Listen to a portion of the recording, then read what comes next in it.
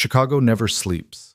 It groans through the midnight traffic, whispers through the marble lobby, and bleeds neon lights on the rain-soaked streets where tailored power and violence lurk behind expensive smiles. Vivian Mercer, 28, had mastered the art of pretense. By day, she managed high-end real estate.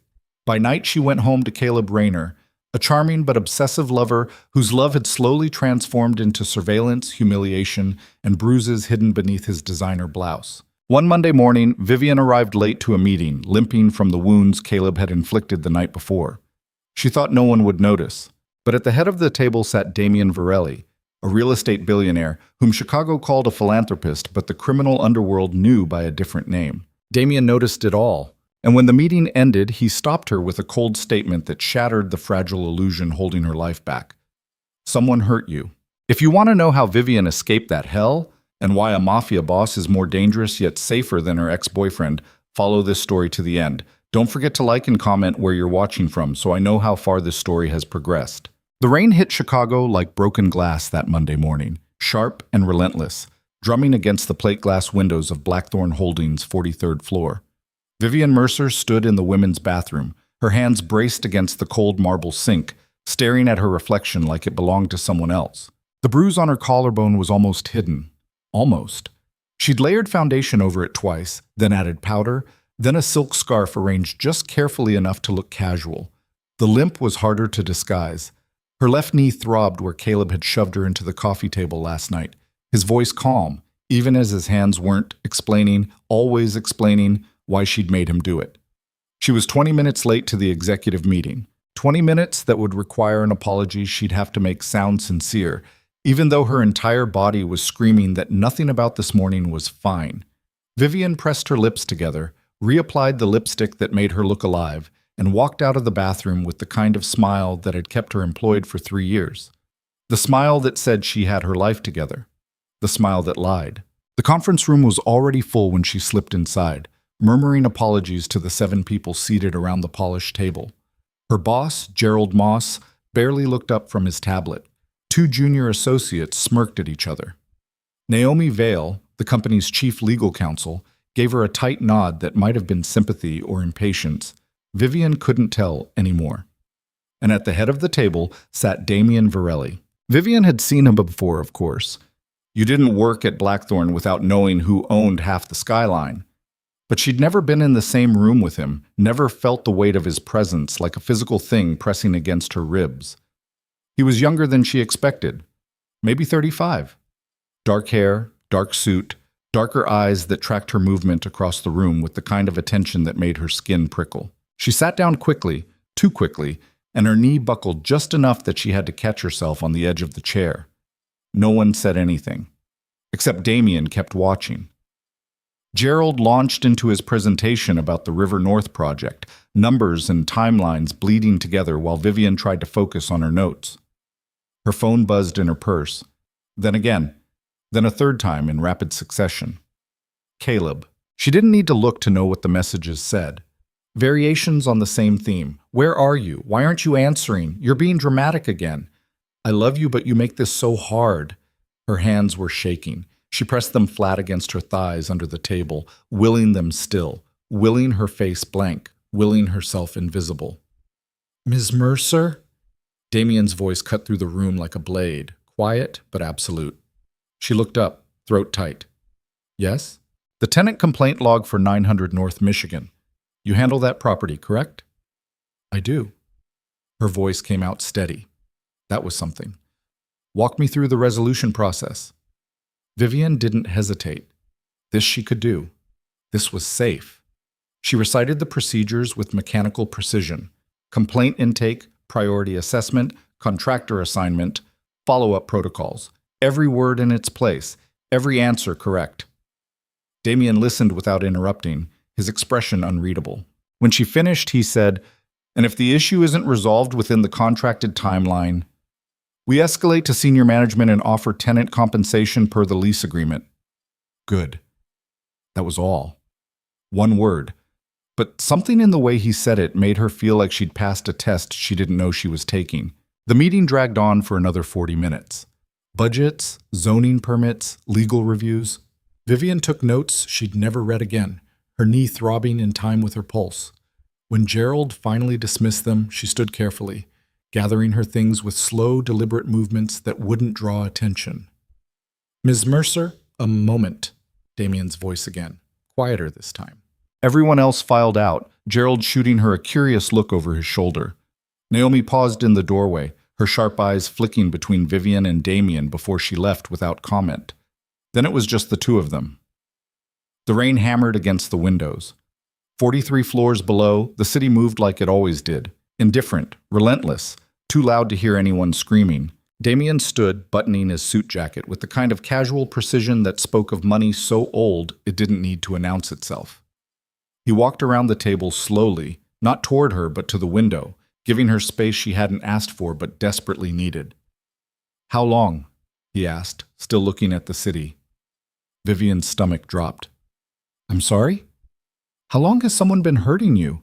The words landed like a fist to the chest. She couldn't breathe, couldn't think, couldn't lie fast enough. I'm not... She stopped, hating how her voice cracked. "I don't know what you mean." Damien turned to face her then, and there was nothing soft in his expression, nothing kind, just cold, brutal clarity. "You're limping. You favored your left side when you sat down. There are finger-shaped bruises on your collarbone that you tried to cover with makeup and a scarf." His voice was clinical, detached, listing facts the way other men listed stock prices. "Your phone has been vibrating in your purse every 3 minutes for the past hour, and every time it does, you flinch." Vivian felt her face go hot, then cold. You don't understand." "I understand perfectly." "No." The word came out sharper than she intended. "You don't." Damien studied her for a long moment, his gaze stripping away every lie she'd built around herself. "Does he know where you work?" he asked. It's not like that." "Does he know where you work?" "Yes." The admission tasted like ash. Damien nodded slowly, like she'd just confirmed something he'd already known. He pulled a business card from his jacket and set it on the conference table between them. "My private number," he said, "not the corporate line. When you're ready to stop pretending this is something you can survive alone, call it." Vivian stared at the card like it might explode. "Why would you?" "Because I know what men like him look like."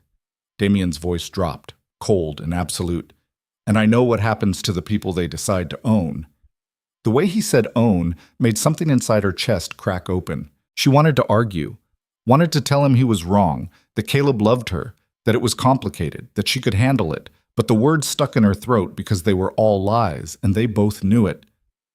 "I have to go," she whispered.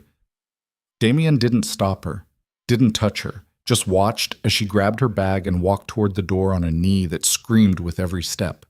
She was almost out when he spoke again. "Vivian." She froze, her hand on the doorframe. "You don't owe him your life." She didn't turn around, didn't answer. Just walked out into the hallway where the fluorescent lights were too bright and her phone was buzzing again. 15 messages. She opened them even though she knew better. "You think you can ignore me? I see the location turned off." Real mature. "I'm coming to your office. We need to talk. You're embarrassing yourself. I love you. Why do you make me worry like this?" Vivian closed her eyes and leaned against the wall, her hands shaking so badly she almost dropped the phone. She should call him, should apologize, should go home and make this right before it got worse. Except it was always getting worse, and for the first time in 3 years, someone had looked at her and seen through the performance. She slipped Damien's card into her pocket and went back to her desk. The rest of the day passed in a blur of emails and tenant calls and pretending everything was fine. Vivian's knee swelled until she could barely bend it, but she kept moving, kept smiling, kept answering questions like her life wasn't falling apart in real time. At 6:30, she packed up her desk and took the elevator down to the lobby. Caleb was waiting by the revolving doors. He looked good. He always looked good. Tall, clean-cut, with the kind of smile that made strangers trust him instantly. He worked in finance, made decent money, knew how to dress, how to talk, how to make people believe he was exactly what he appeared to be. A nice guy. Vivian's stomach twisted into knots. "Hey, babe." His voice was warm, concerned, like they were meeting for a romantic dinner instead of another fight disguised as a conversation. "You okay?" You weren't answering. I was working. She kept her tone neutral, her face calm. Long day. I know. He reached for her hand, his grip was just a little too tight. That's why I came to pick you up. Thought we could grab dinner, talk things through. She wanted to pull away, wanted to run, wanted to scream. Instead, she smiled. I'm really tired, Caleb. Can we just go home? His expression shifted, just a flicker, just enough to remind her what happened when she said the wrong thing.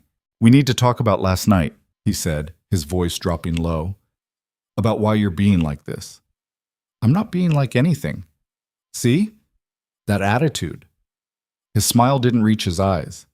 That's what I'm talking about. You get so defensive. Vivian's chest tightened. This was the part where she apologized, where she made it better, where she took responsibility for his anger because it was easier than fighting. But something in her hesitated. Maybe it was the way Damien had looked at her. Maybe it was the business card burning a hole in her pocket. Maybe it was just exhaustion so deep it felt like drowning. I'm going home, she said quietly. Alone. Caleb's jaw clenched. Vivian, I'll call you tomorrow. She turned toward the street, looking for a cab, looking for air, looking for anything that wasn't the expression on his face. He caught her arm. Not hard enough to hurt, just hard enough to stop her. You're being dramatic, he said, his voice soft, almost pleading. You know I love you. Why do you do this? Let go. We're just talking. Let go of me. Someone cleared their throat behind them. Vivian looked up and her blood went cold. Damien stood 10 feet away, flanked by two men in dark suits who looked like they'd been carved from stone. His expression was calm. Too calm. Is there a problem? He asked, his voice carrying across the lobby like a gunshot. Caleb's hand dropped from Vivian's arm immediately. No, man. Just talking to my girlfriend. She asked you to let go. Yeah, and I did. So we're good. Damien took a step forward, just one, but the temperature in the lobby seemed to drop 10 degrees. You're going to leave now, he said quietly, and you're not going to contact Miss Mercer again tonight. Caleb's face flushed red. Who the hell are you? Someone who doesn't repeat himself. The two men in suits moved closer, their hands folded in front of them, their eyes flat and empty. Vivian's heart hammered against her ribs. This was escalating. This was dangerous. This was... Caleb held up his hands, forcing a laugh. Okay, I get it. Big man with bodyguards. Real impressive. He looked at Vivian and his smile turned cruel. This is the kind of guy you need now? Someone to fight your battles? Leave, Damien said. The word wasn't loud. It didn't need to be. Caleb stared at him for a long moment, something ugly working its way across his features. Then he turned and walked toward the exit, his shoulders tight with rage. Just before he pushed through the doors, he looked back at Vivian. You're going to regret this, he said. Then he was gone. The lobby fell quiet except for the rain drumming against glass. Vivian couldn't move, couldn't breathe, couldn't process what had just happened.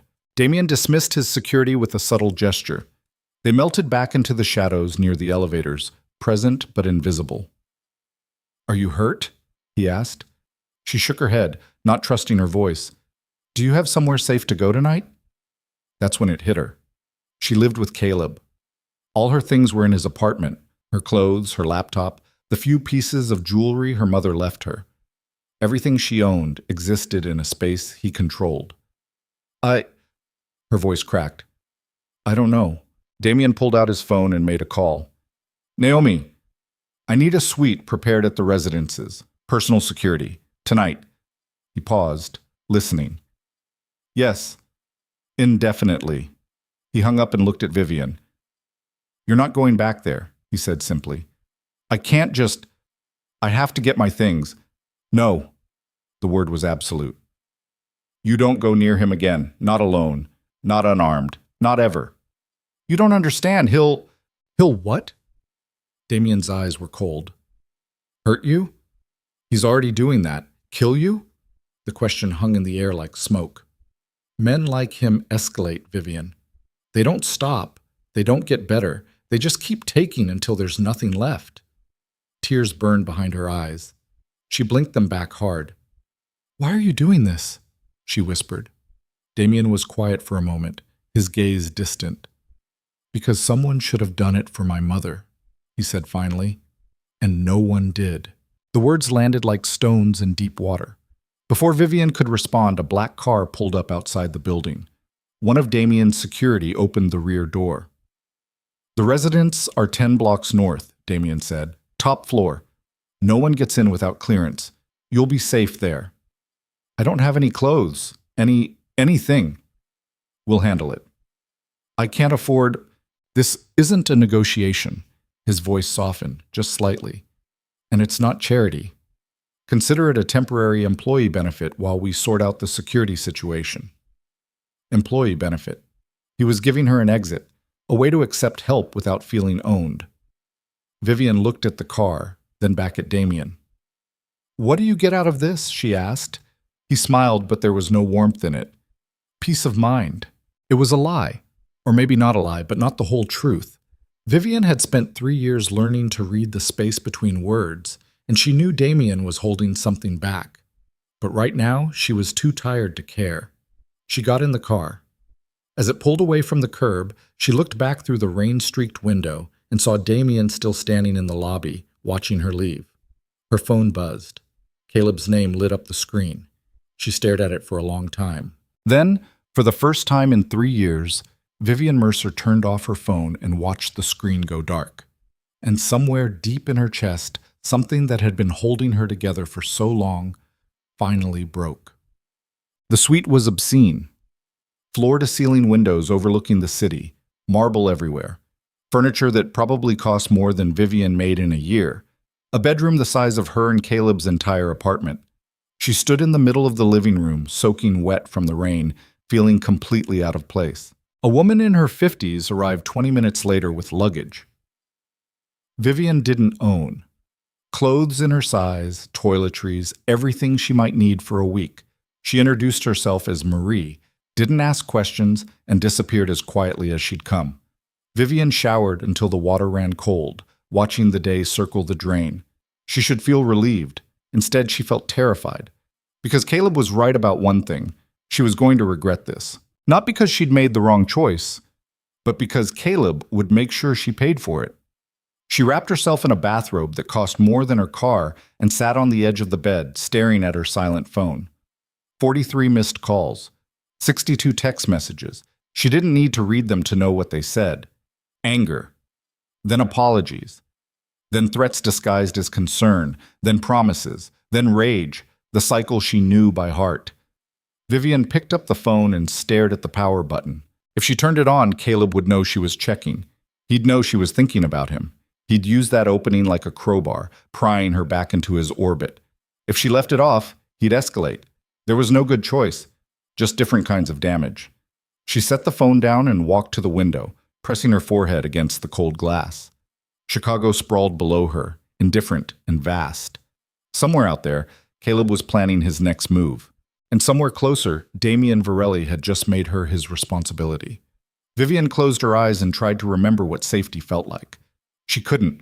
She'd forgotten years ago, but maybe, just maybe, she could learn again, if she survived long enough.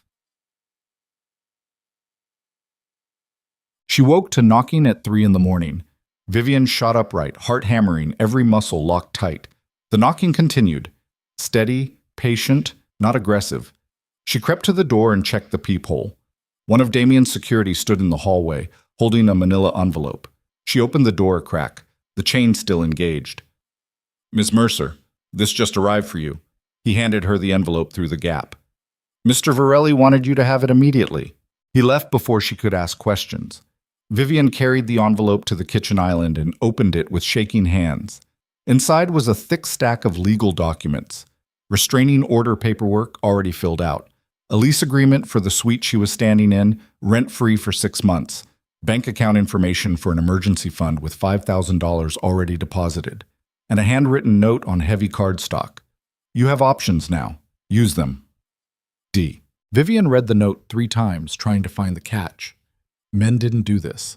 Not in her experience. Men took. Men demanded. Men made you feel grateful for the scraps of kindness they threw between the cruelty. But Damien had given her weapons. Legal protection, financial independence, space to breathe, All the things Caleb had spent 3 years taking away. She should be suspicious, should question his motives, should wonder what he wanted in return. Instead, she sat on this cold marble floor and cried until she had nothing left. Because someone had seen her, really seen her, and that terrified her more than anything Caleb had ever done. San. Morning came too fast. Vivian woke disoriented, her body aching from sleeping on the floor. She'd fallen asleep against the kitchen island, the legal documents scattered around her like evidence. Her phone was still off. She turned it on. Instantly, it exploded with notifications, messages, voicemails, missed calls climbing past 80. She didn't read them. Instead, she called the number on Damien's business card. He answered on the first ring. "Are you safe?" No greeting, just the question. "Yes."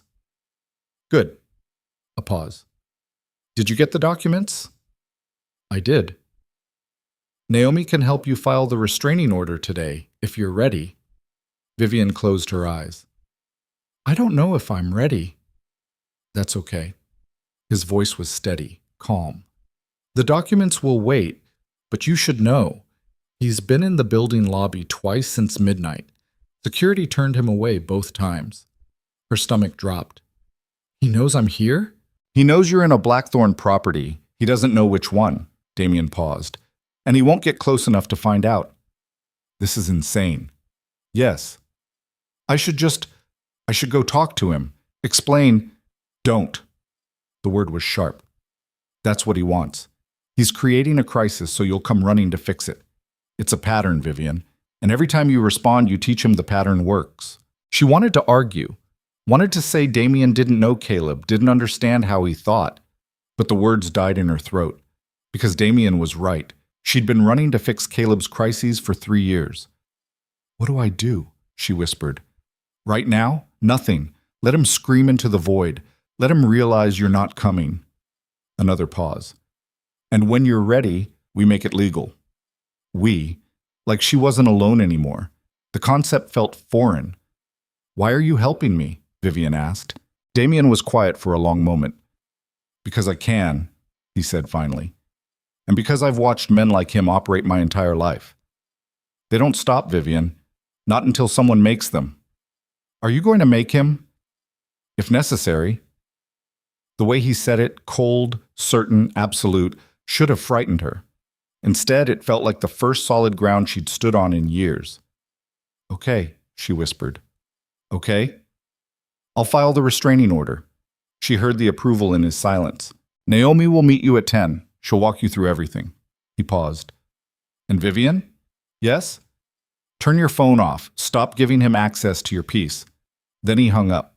Vivian stared at the phone in her hand. 87 messages. She opened the thread one last time. The first messages were angry. "You're being childish. This is ridiculous." Then concerned. "I'm worried about you. Please just talk to me." Then threatening. "You're making a huge mistake. You think that guy cares about you?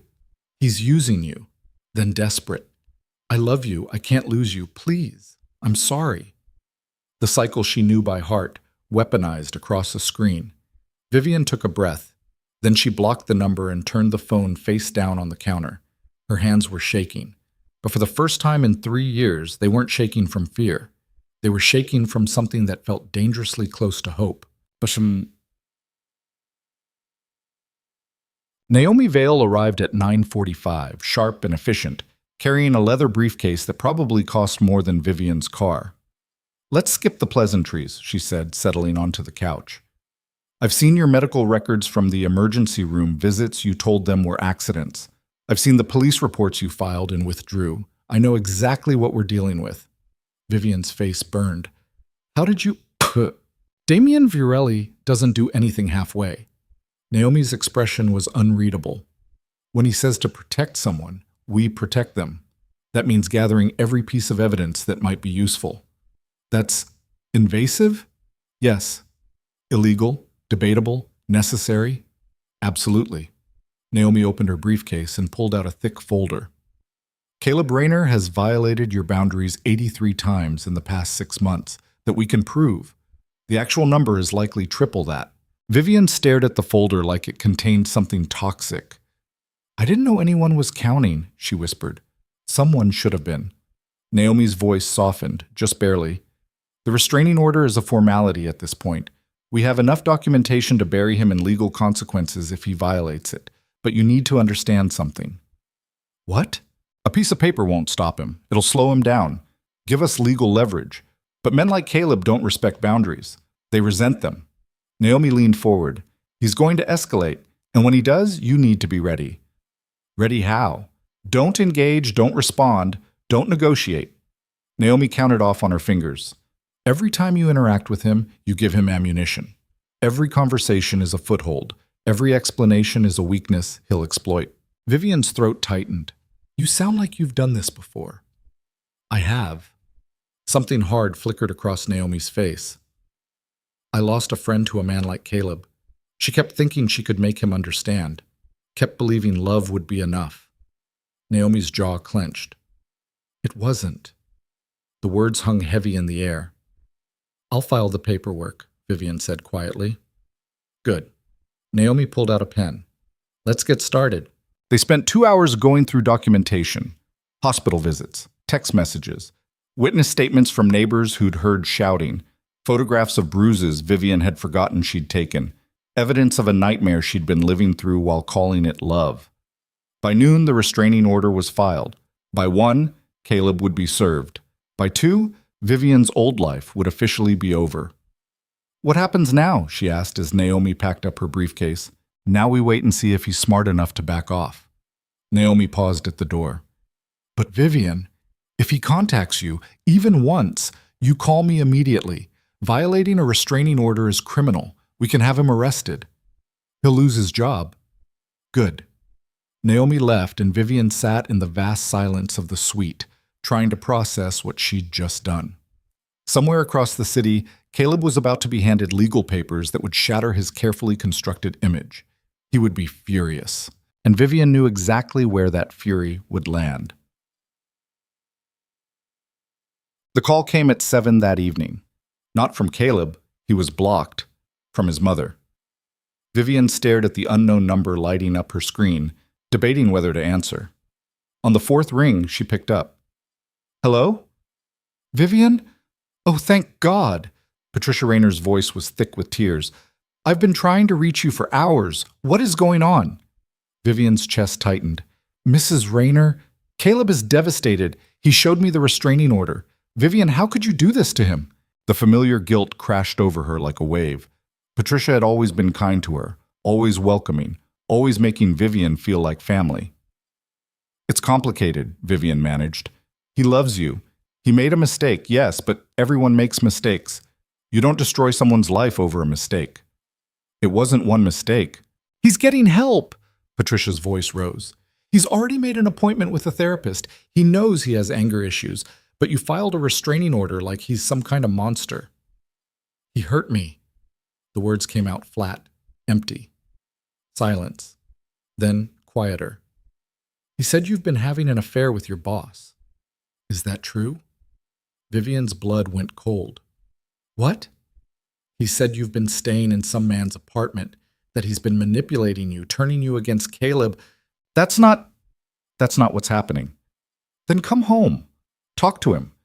Work this out like adults instead of running away. Running away. Like leaving someone who hurt you was cowardice instead of survival. I can't, Vivian said. Can't or won't.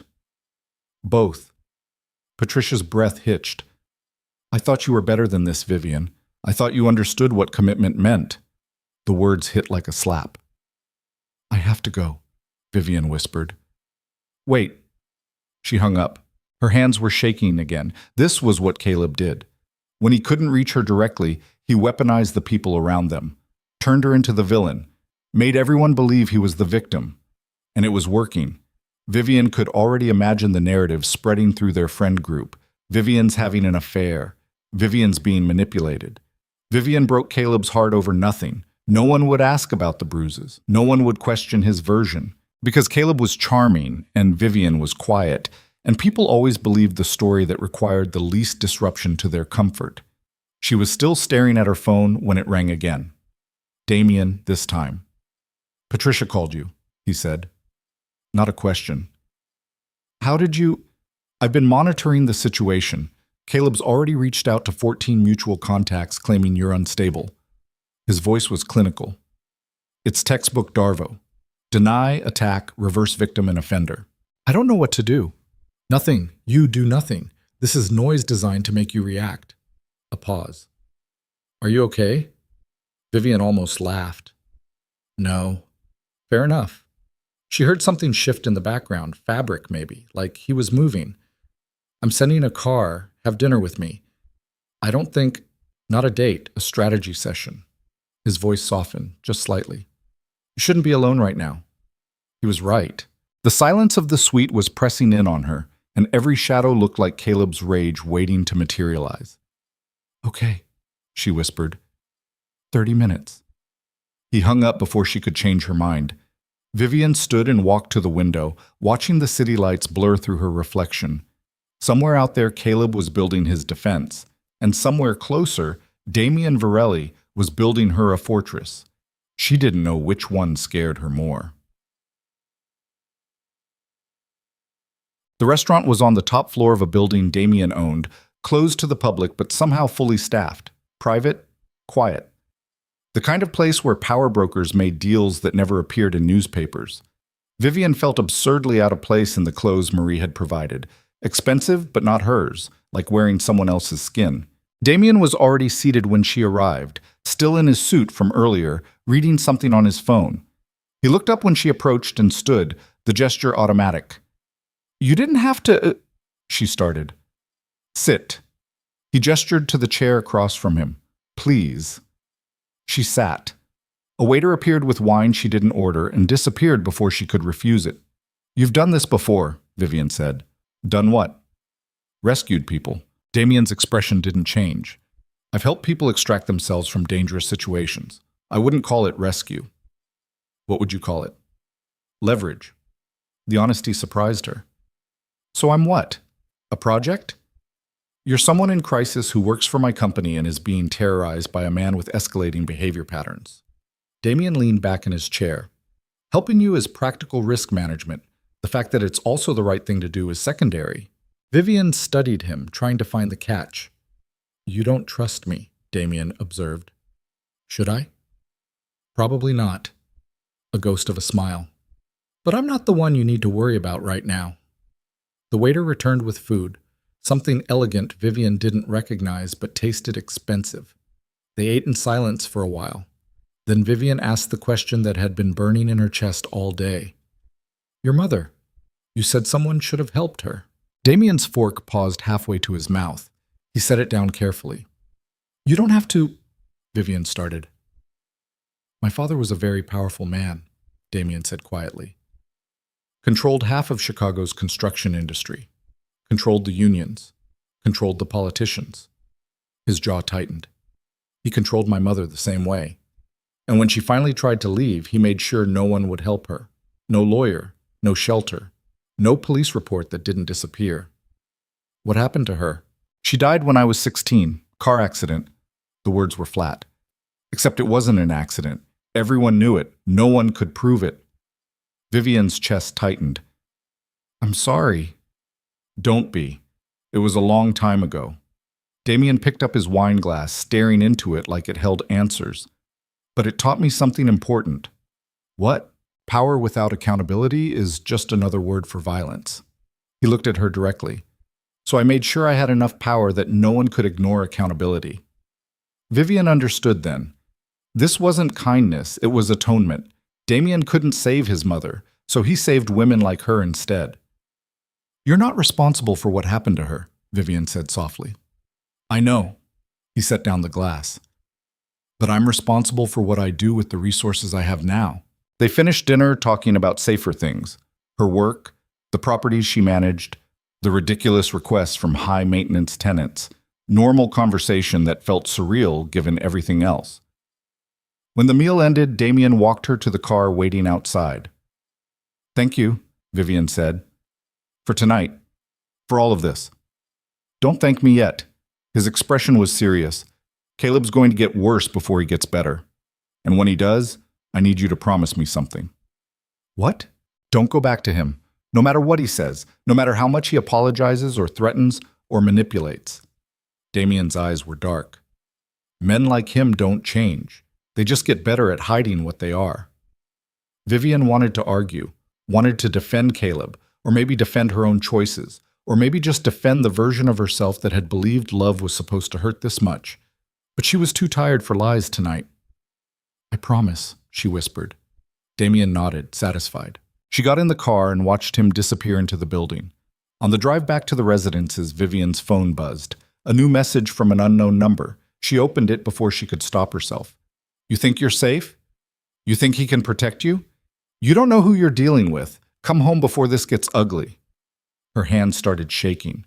She showed the message to Damien's security when she arrived at the suite. They forwarded it to Naomi. Within 20 minutes, the number was traced, documented, and added to the growing file of restraining order violations.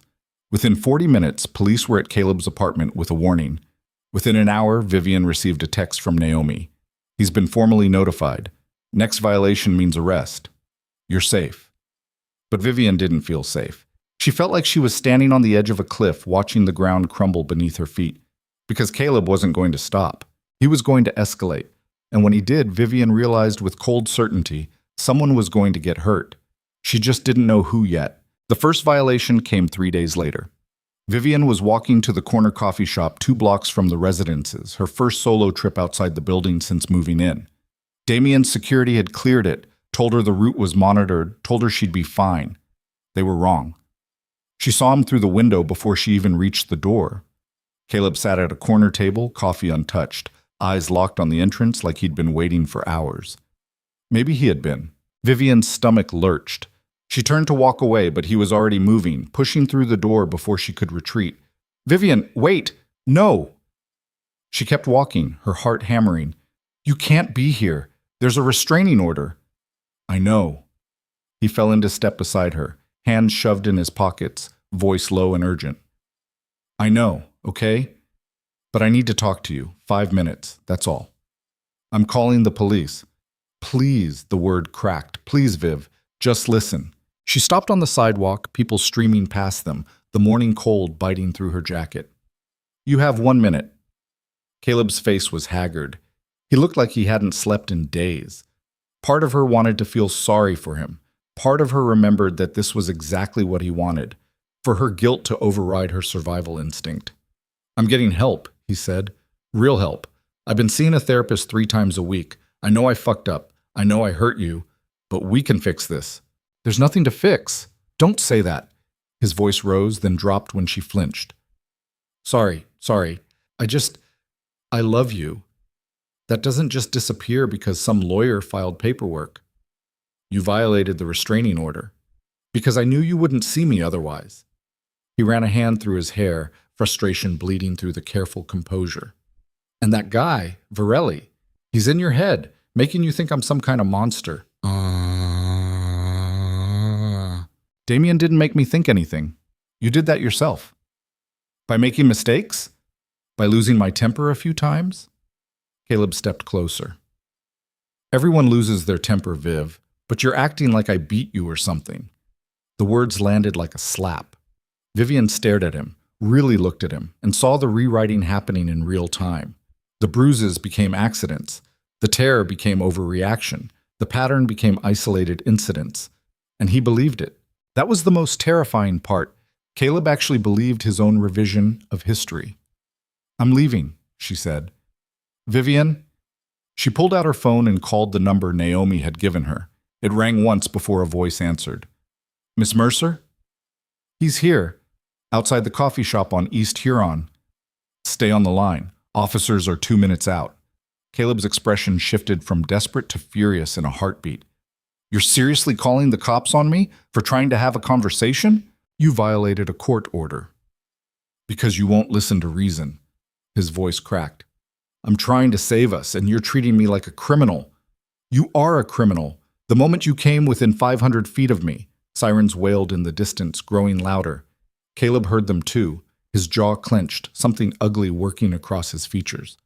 "This isn't over." "Yes, it is. You think you can just walk away? After 3 years?" He leaned in close enough that she could smell coffee on his breath. You think that billionaire gives a shit about you? You're nothing to him. A charity case, a distraction. He'll get bored and throw you away. And when he does, I won't be waiting anymore. The police car rounded the corner, lights flashing. Caleb backed off immediately, hands up, innocent smile sliding into place. I was just leaving, officers. No problem here. 2 cops got out, hands resting on their belts. The older one looked at Vivian. You okay, ma'am? He violated the restraining order. That true? The cop looked at Caleb.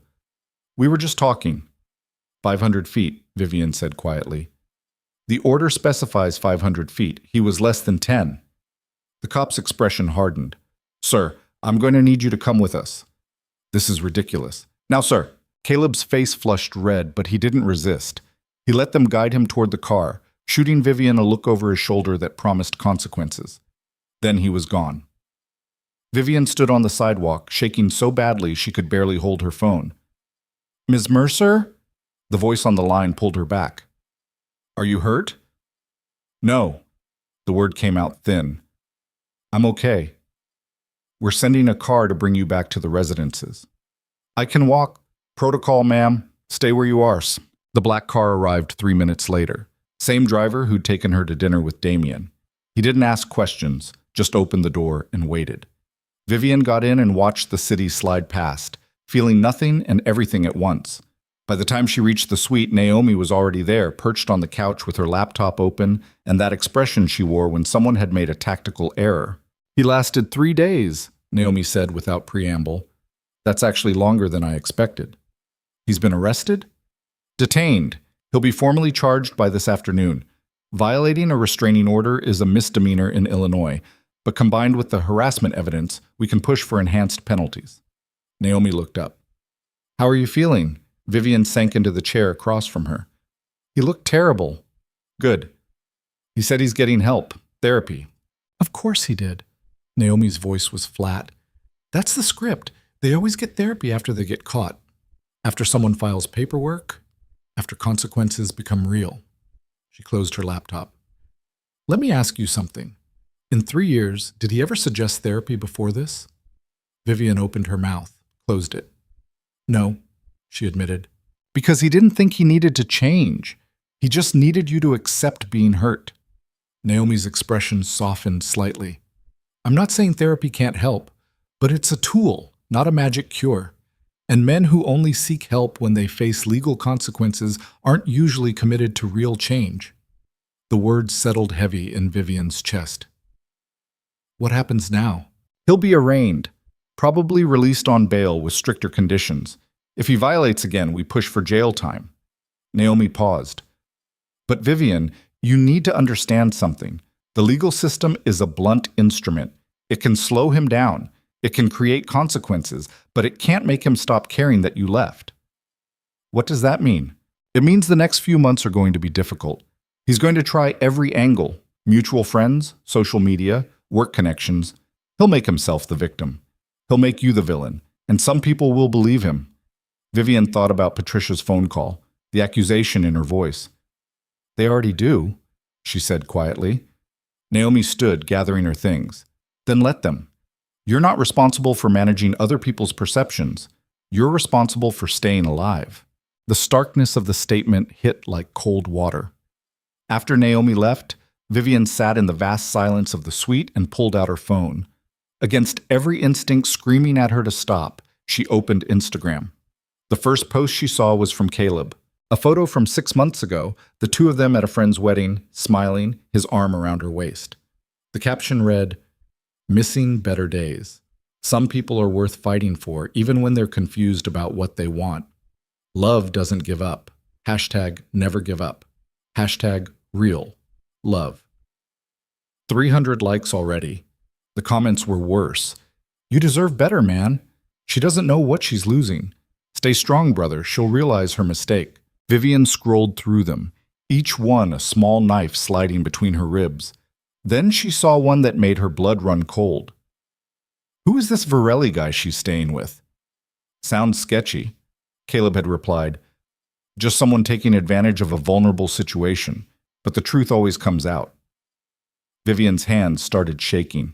He was building a narrative, publicly, carefully, painting himself as the heartbroken boyfriend and her as the confused victim being manipulated by a predatory older man. And people were buying it. She should delete her account, should block everyone, should disappear from social media entirely. Instead, she took a screenshot and sent it to Naomi. The response came back in seconds. Document everything. Don't engage. We're building a case. Vivian set down the phone and walked to the window, pressing her forehead against the glass. 43 floors below, Chicago moved like it always did. Indifferent, relentless. Somewhere out there, Caleb was being processed through the system. And somewhere closer, Damien Virelli was about to find out that protecting her was more complicated than he'd anticipated.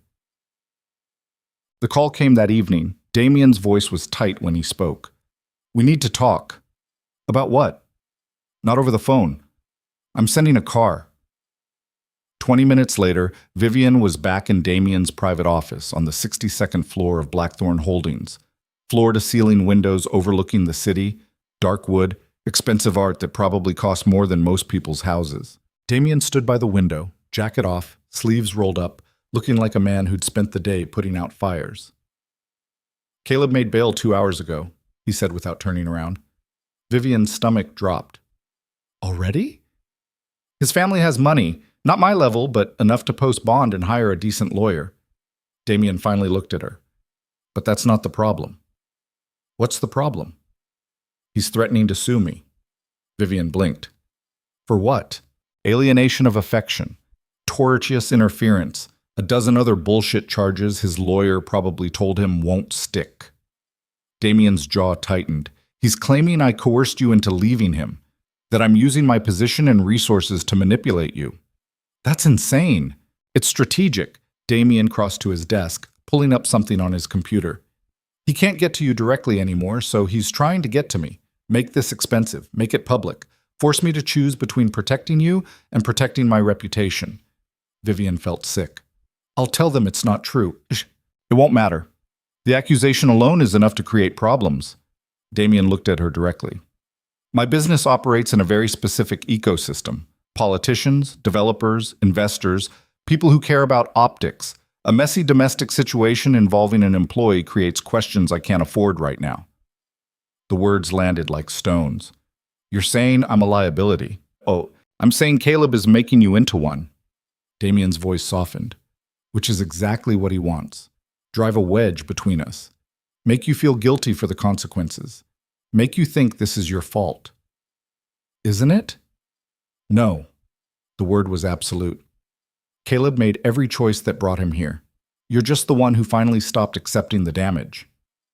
Vivian sank into the chair across from his desk, exhaustion settling into her bones. "What do I do?" Damien was quiet for a long moment, his expression unreadable. "You let me handle it," he said finally. "How?" "The way I handle everything." His voice was cold, quietly, efficiently, permanently. Something in his tone made her look up sharply. "What does that mean?" "It means Caleb thinks he's playing a game he understands. Money, lawyers, public pressure." Damien leaned against his desk. "But he's operating in my city, with my resources, against my infrastructure. You're talking about something illegal." "I'm talking about leverage." Damien held her gaze. "Everyone has something they don't want exposed. Caleb's no different. I find it, I use it, and this ends." Vivian's chest tightened. "I don't want you to..." "To what? Protect you?" His voice sharpened. "That ship sailed the moment you walked into that conference room with bruises you tried to hide. I made a choice then. I'm not unmanning it now because Caleb decided to escalate. But if you get caught, I won't." The certainty in his voice should have been reassuring. Instead, it was terrifying. Because Vivian realized she was watching Damien Virelli stop pretending to be a legitimate businessman and start being whatever he actually was underneath the expensive suits and polite boardroom language. "I need to know something," she said quietly. "What?" "What are you?" Damien studied her for a long moment. "Honest answer?" "Yes. I'm what happens when you grow up watching the people with power abuse it and decide the only solution is to have more power than they do." He crossed his arms. "My family built this city. Not through construction contracts and real estate deals, through control, unions, shipping, political appointments. The infrastructure most people don't see, but everyone depends on. You're talking about organized crime. I'm talking about the way power actually works. Damien's voice was flat. The courts are slow, the police are understaffed, the shelters are underfunded, but men like Caleb operate with impunity because the systems designed to stop them don't work fast enough or care enough. He paused. So yes, I operate outside those systems when necessary, because sometimes necessary is the only thing that saves lives. Vivian should have been horrified, should have walked out, should have called Naomi and asked for a different kind of protection. Instead, she asked, "What did you find on Caleb?" Something shifted in Damien's expression, not quite a smile. Too cold for that. He's been embezzling from his employer for 8 months. Small amounts, clever cover, but traceable if you know where to look. Damien pulled up a file on his computer. He's also been seeing someone else, a paralegal in his office building, started 2 weeks before he put his hands on you the first time. The information landed like a series of gut punches. He was cheating? Consistently. While accusing me of... Vivian couldn't finish the sentence. The hypocrisy was too vast. Classic projection, Damien said. Accuse you of what he's doing, so you're too busy defending yourself to notice his behavior. Vivian stared at the screen, at the evidence of Caleb's double life laid out in spreadsheets and time-stamped photographs. What are you going to do with this? Depends. Damien closed the laptop. If he backs off, nothing. The information stays buried and he gets to keep pretending he's the victim. And if he doesn't, then his employer gets an anonymous tip. His girlfriend gets the photos, and the state's attorney gets the financial records. Damien's voice was quiet. He loses his job, his reputation, and possibly his freedom, all without me laying a finger on him. It was ruthless, efficient, exactly what Damien had promised. You've done this before, Vivian said. More times than I'd like to count. Something weary crossed Damien's features. You think you're the first woman who needed protection from a man the system couldn't stop fast enough? How many? Does it matter? Yes. Damien looked at her for a long moment. 12 in the past 5 years. What happened to them? They're safe. New cities. New names in some cases. New lives. He paused. I don't keep tabs. That's not the point. What is the point? That they got a chance to rebuild without looking over their shoulder. Damien's jaw tightened. Something my mother never got. The grief in his voice was old but not healed. Vivian stood and crossed to the window, staring out at the city lights bleeding into the night sky. I don't know if I can do this, she said quietly. Do what? Accept this much help. Be this much trouble. Owe this much. You don't owe me anything. Damien's voice was firm. That's not how this works. Then how does it work? He was quiet for a long time. I don't know yet, he admitted. The honesty surprised her. Vivian turned to look at him, this powerful man who could dismantle lives with a phone call, but didn't know how to articulate whatever was happening between them. I'm afraid of you, she said. I know. But not the way I'm afraid of Caleb. I know that too. What's the difference? Damien crossed to stand beside her at the window, close but not touching, giving her space even in proximity. Caleb's afraid of losing control, he said quietly. I'm afraid of becoming my father. He looked at her. So I'm very careful about how I use power, especially with people who can't fight back. I can fight back. Not against me, not yet. His voice was gentle. You're still learning how to fight at all. The truth of it settled between them. Vivian had spent 3 years surviving. She hadn't learned to fight, hadn't learned to set boundaries, hadn't learned that she was allowed to say no without justifying her existence. Teach me, she said. Damien's expression shifted. What? Teach me how to fight back, how to... She struggled for words. How to be the kind of person Caleb can't manipulate anymore. That's not something I can teach. Why not? Because you already are that person. Damien's voice was quiet. You just don't know it yet. Before Vivian could respond, his phone rang. He glanced at the screen and his entire demeanor changed.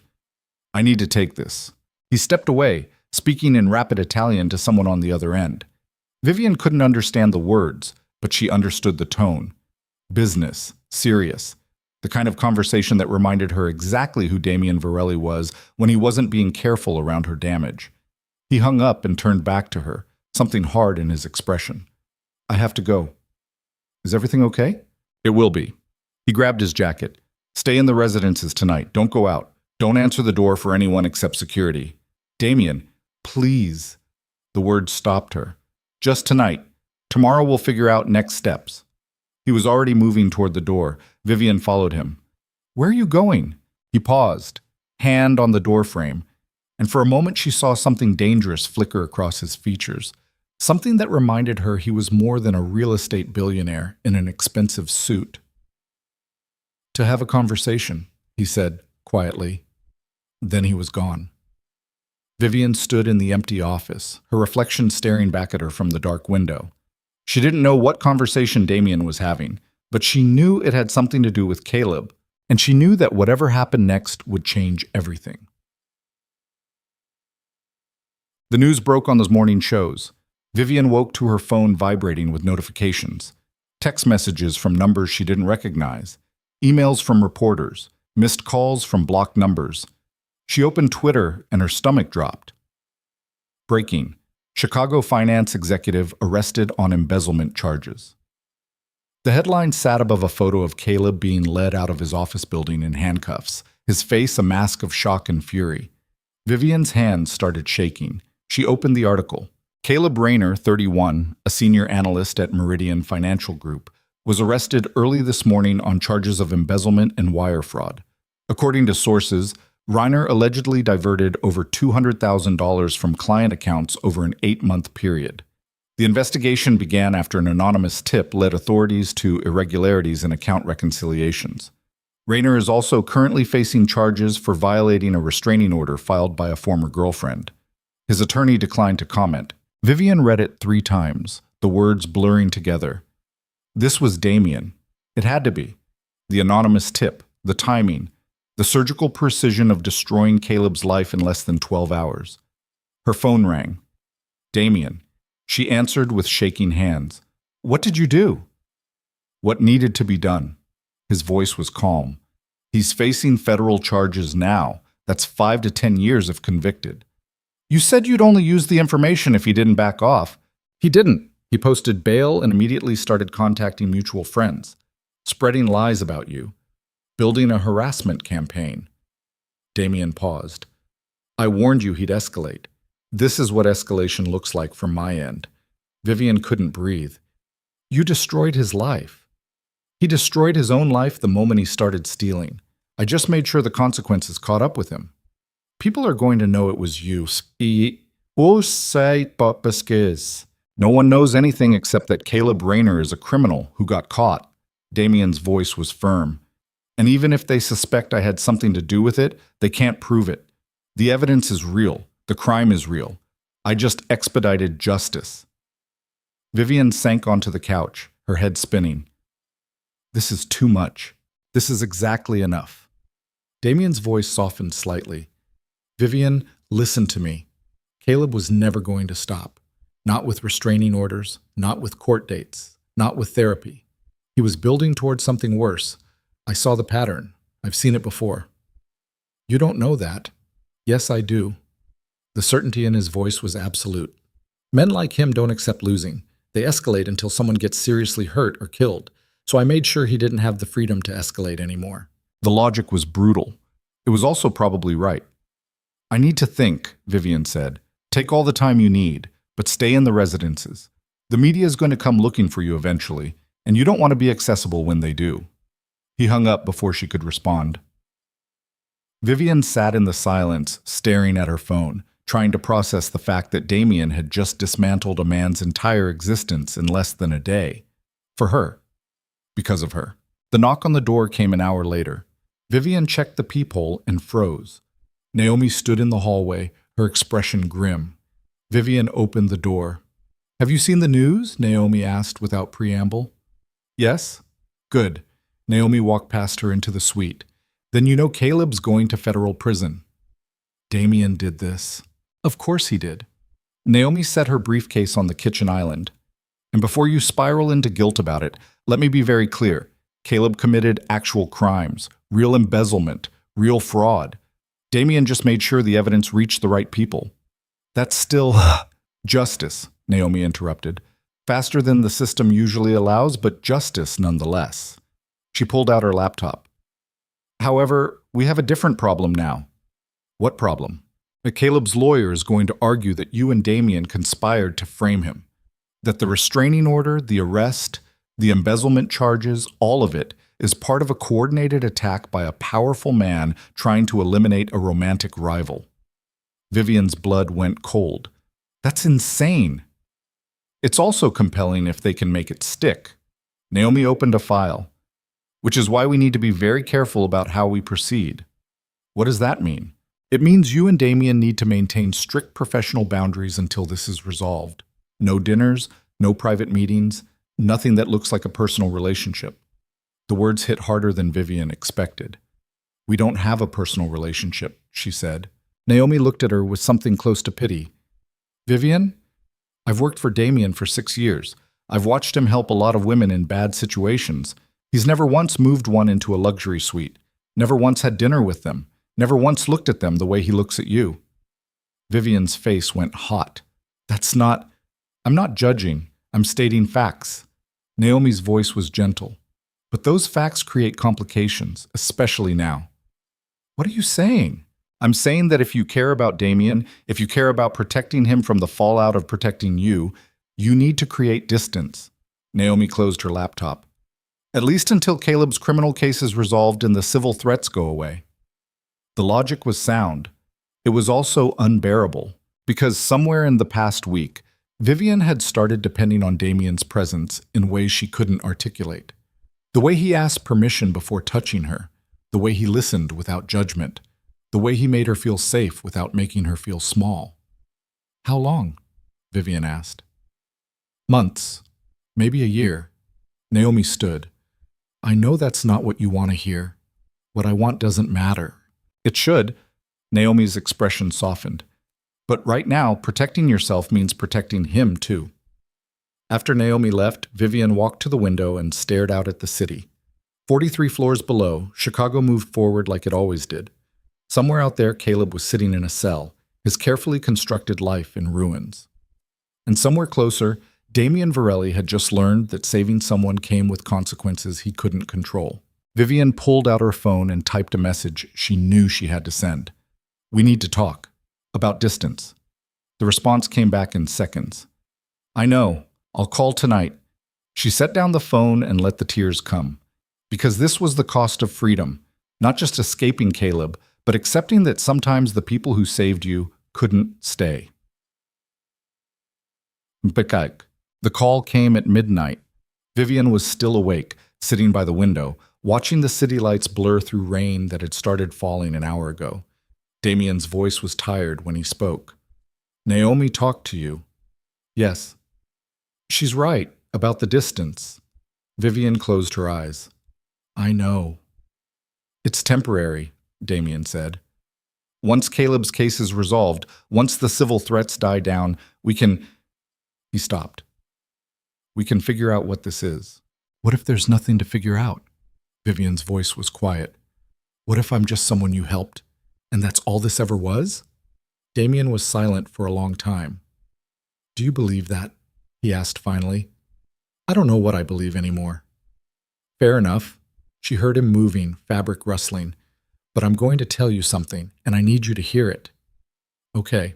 I've helped 12 women in the past 5 years. I gave them money, legal support, new identities when necessary. I never once thought about them after they left. His voice dropped. But I think about you constantly. What you're doing, whether you're safe, whether you're eating enough or sleeping or... He stopped. That's not professional concern, Vivian. That's something else. Her chest tightened.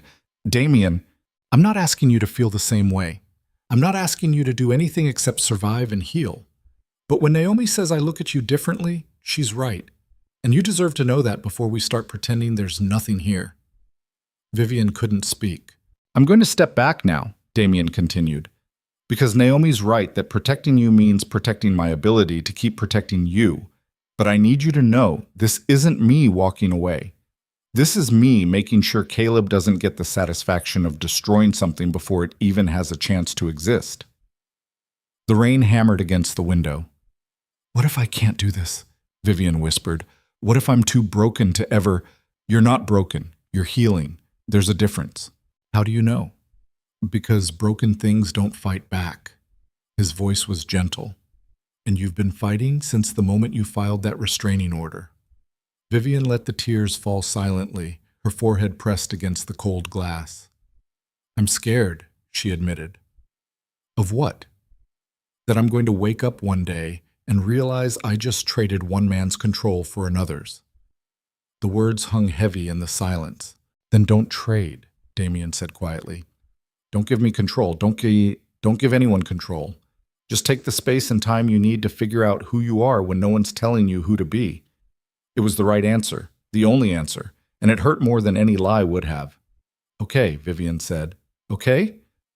I'll take the space, the time, her voice cracked. The distance. I'll still be here, Damien said. Not close, but here, when you're ready.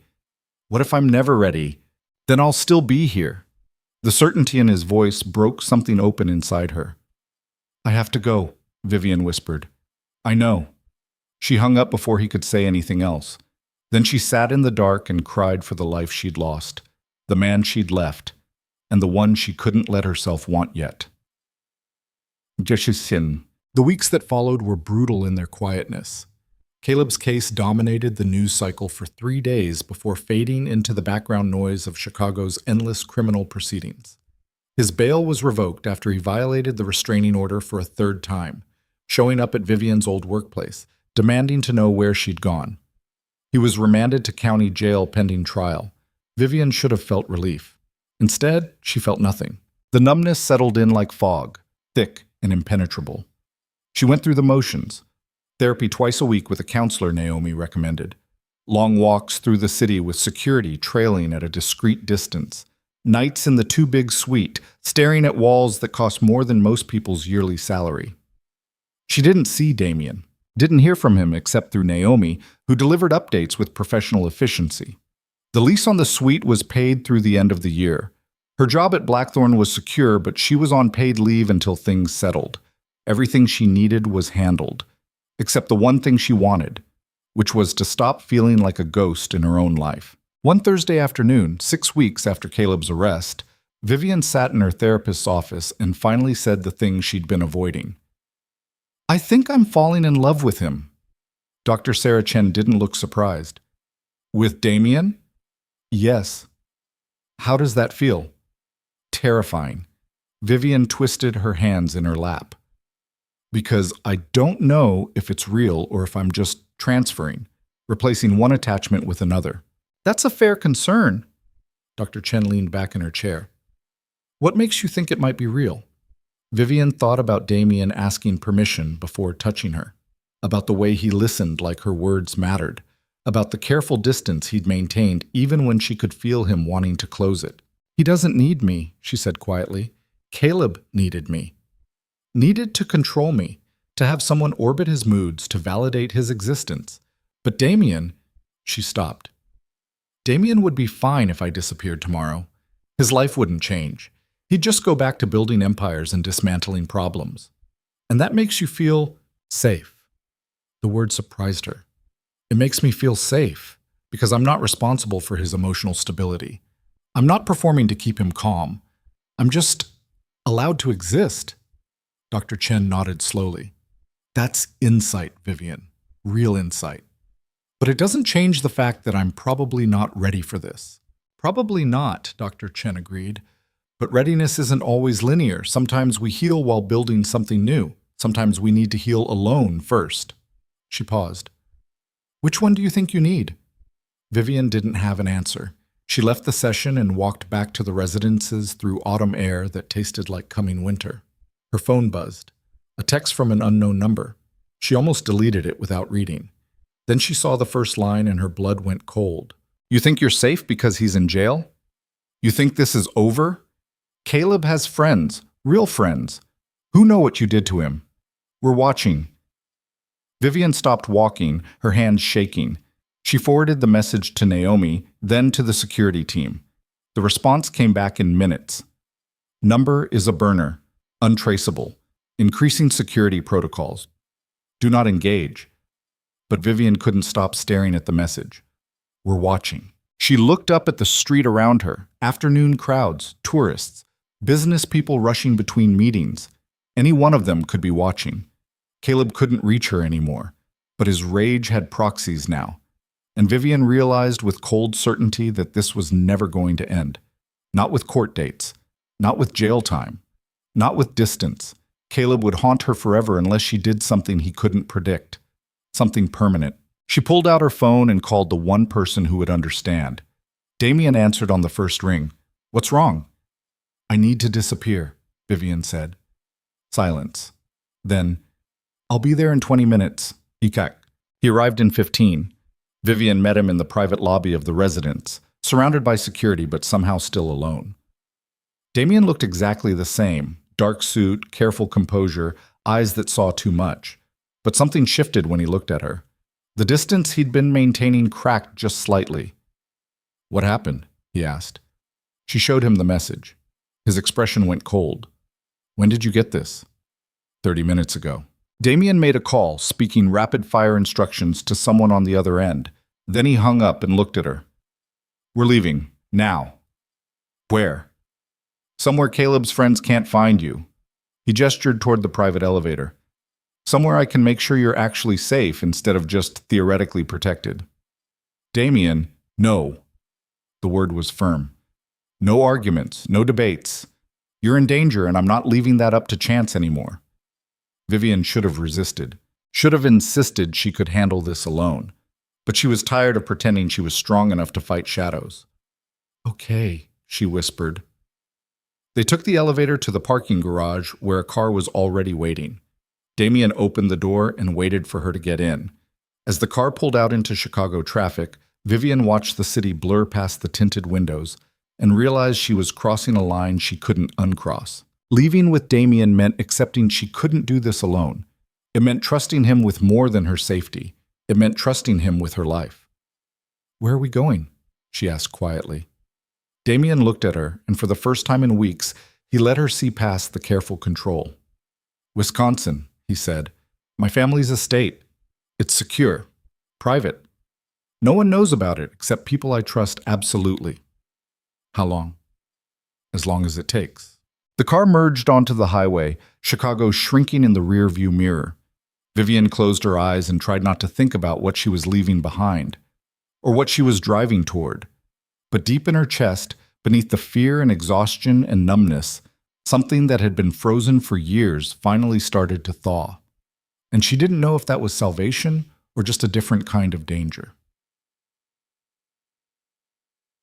The estate appeared through the trees like something from another century. Stone and timber and glass hidden deep in Wisconsin forest, surrounded by security fences disguised as natural barriers. A main house that sprawled across the landscape with quiet wealth. Smaller buildings scattered through the property, guest houses, security stations, structures whose purpose Vivian couldn't guess. It was beautiful. It was also a fortress. The car stopped in front of the main entrance. Damien got out first, scanning the property with the kind of attention that spoke to training. Vivian didn't want to think about too closely. Then he opened her door and offered his hand. She took it. His grip was warm, steady, careful. Inside, the house was all dark wood and stone fireplaces and windows that framed the forest like living art. It smelled like pine and old money and safety. A woman appeared from a side hallway, older, efficient-looking, with kind eyes. Miss Mercer, I'm Eleanor. I manage the house. She smiled. Your room is ready. Second floor, east wing. I'll show you up. Vivian followed her up a wide staircase to a bedroom that was somehow both luxurious and comfortable. More windows overlooking the forest, a massive bed, a fireplace already burning low. Mr. Virelli said you might need some time to settle, Eleanor said gently. Dinner's at 7 if you're hungry. Otherwise, I can bring something up. Thank you. Eleanor left, closing the door quietly. Vivian stood in the center of the room, feeling displaced in time and space. 24 hours ago, she was in Chicago, trying to build a life alone.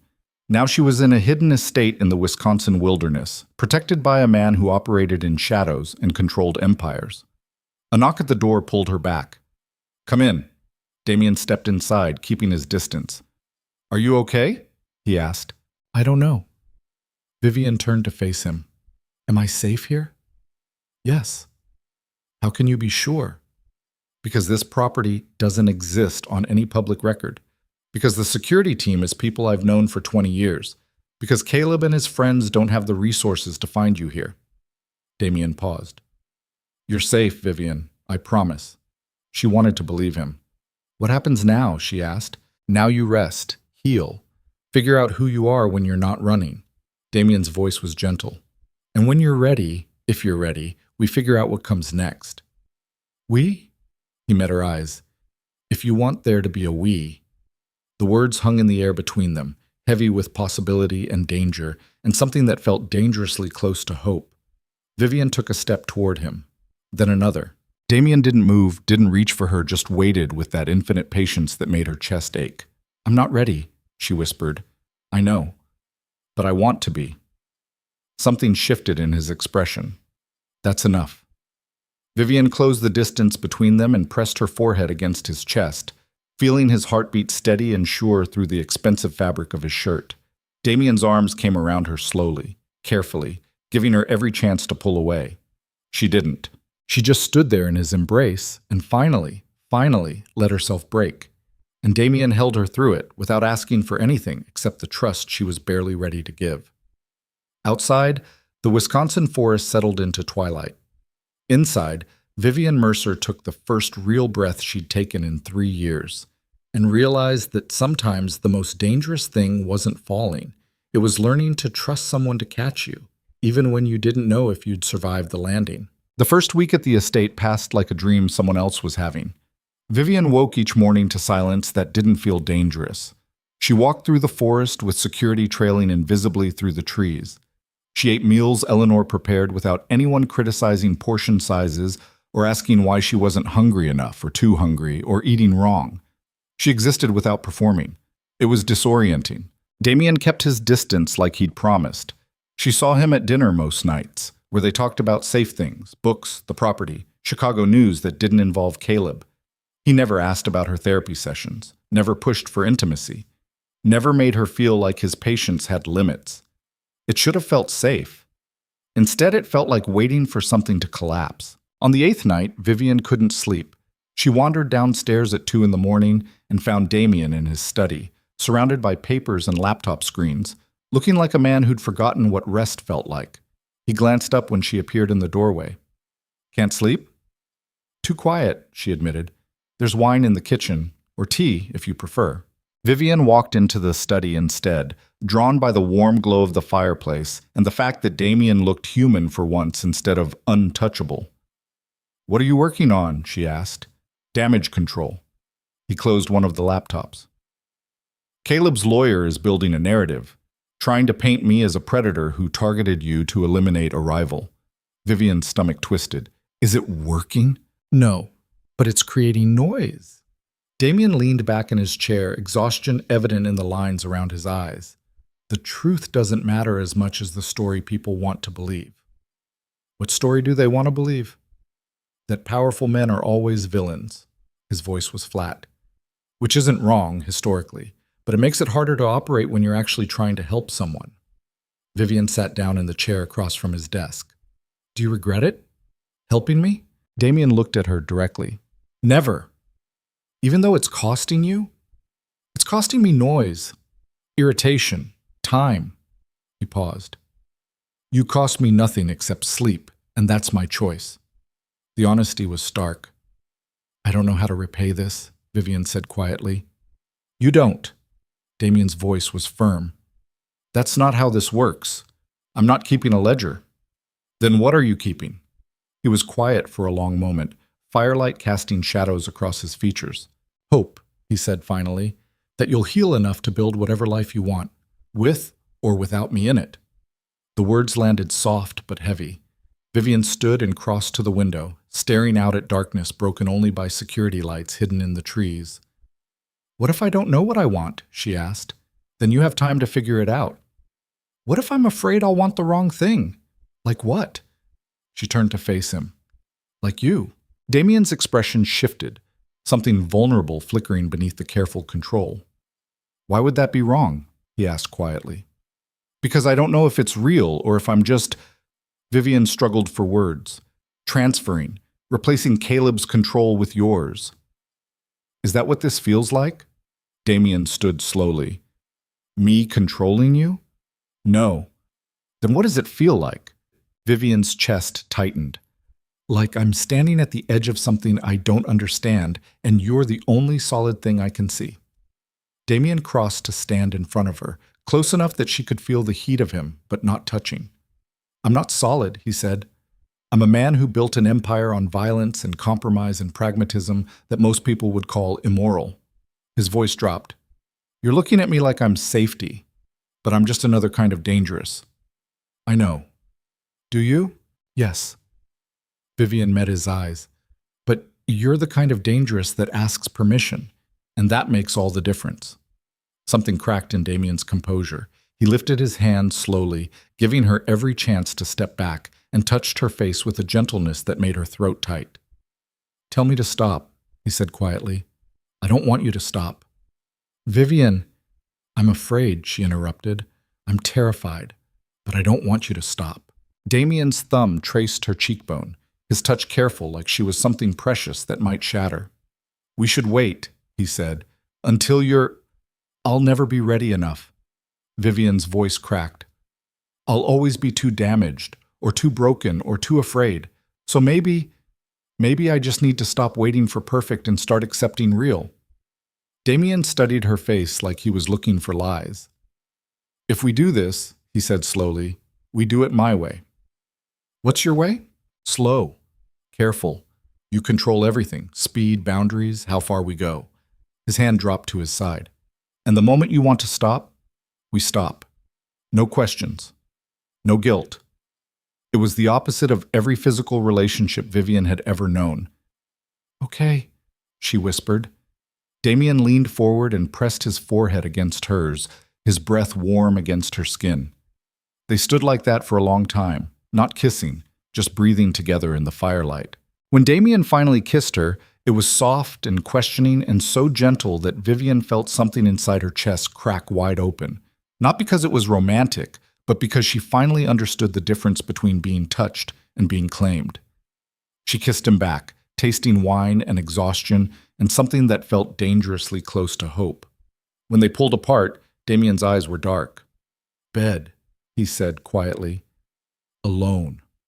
We're not rushing this." Vivian wanted to argue, wanted to prove she was ready, wanted to collapse the distance between them in one desperate leap. But Damien was right. Slow meant she got to choose every step, and choosing was the one thing she'd never been allowed to do before. "Okay," she said. Damien walked her upstairs, his hand warm against the small of her back. At her bedroom door, he kissed her forehead and stepped back. "Sleep well," he said. Then he was gone. Vivian stood in her doorway, fingers touching her lips, feeling like the world had just shifted on its axis. She slept better that night than she had in years. Oh, the call came 3 days later. Vivian was in the kitchen helping Eleanor prepare lunch when Damien's phone rang. She watched his expression change from calm to cold in the space of a heartbeat. He stepped outside to take the call. When he came back 15 minutes later, something fundamental had shifted in his demeanor. "We need to talk," he said. Eleanor disappeared without a word. Vivian set down the knife she'd been using to chop vegetables, her stomach already twisting. "What happened?" Damien pulled out his phone and set it on the kitchen island between them. "Caleb's lawyer just filed new motions. They're alleging that I fabricated the embezzlement evidence." Vivian's blood went cold. "That's impossible. You said the evidence was real." "It is real." Damien's voice was tight. "But they found something. An email trail suggesting someone in my organization accessed Caleb's employer's servers 2 days before the anonymous tip was filed." "Did they?" "Yes." Damien's jaw clenched. I needed to verify the evidence before I handed it over, make sure it would stand up in court. That's not fabrication. No, but it creates reasonable doubt about the chain of custody. Damien ran a hand through his hair. They're going to argue I planted the evidence, that the whole thing is a setup. Vivian felt the room tilt. Can they prove that? They don't have to prove it. They just have to create enough doubt that the federal charges get dismissed. Damien looked at her directly. And if that happens, Caleb walks. The restraining order violations are misdemeanors. He'll serve maybe 60 days, then he's free. No. The word came out strangled. No, that can't. It gets worse. Damien's voice was flat. They're also filing a civil suit against me personally. Malicious prosecution, defamation, tortious interference. They're asking for $20 million in damages. Vivian couldn't breathe. This is my fault. This is Caleb's fault and his lawyer's strategy. Damien's voice was hard. But it means I need to make a choice. What choice? I can fight this. Tie it up in court for years. Burn money and political capital and eventually probably win. He paused. Or I can settle. Pay him off. Make this go away quietly. The implication hit her like a fist. You'd pay him, Vivian said slowly. You'd give Caleb money to make him leave me alone.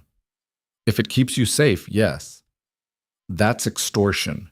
That's pragmatism. Damien's expression was unreadable. I don't care about the money.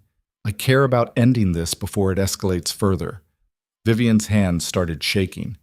And what does Caleb get out of this settlement? Damien was quiet for a long moment. Freedom, drop charges, and an NDA that prevents him from ever contacting you or speaking about what happened. So he wins. He gets money and his freedom. You get safety. I get peace of mind. Damien's voice was firm. That's not him winning. That's everyone walking away alive.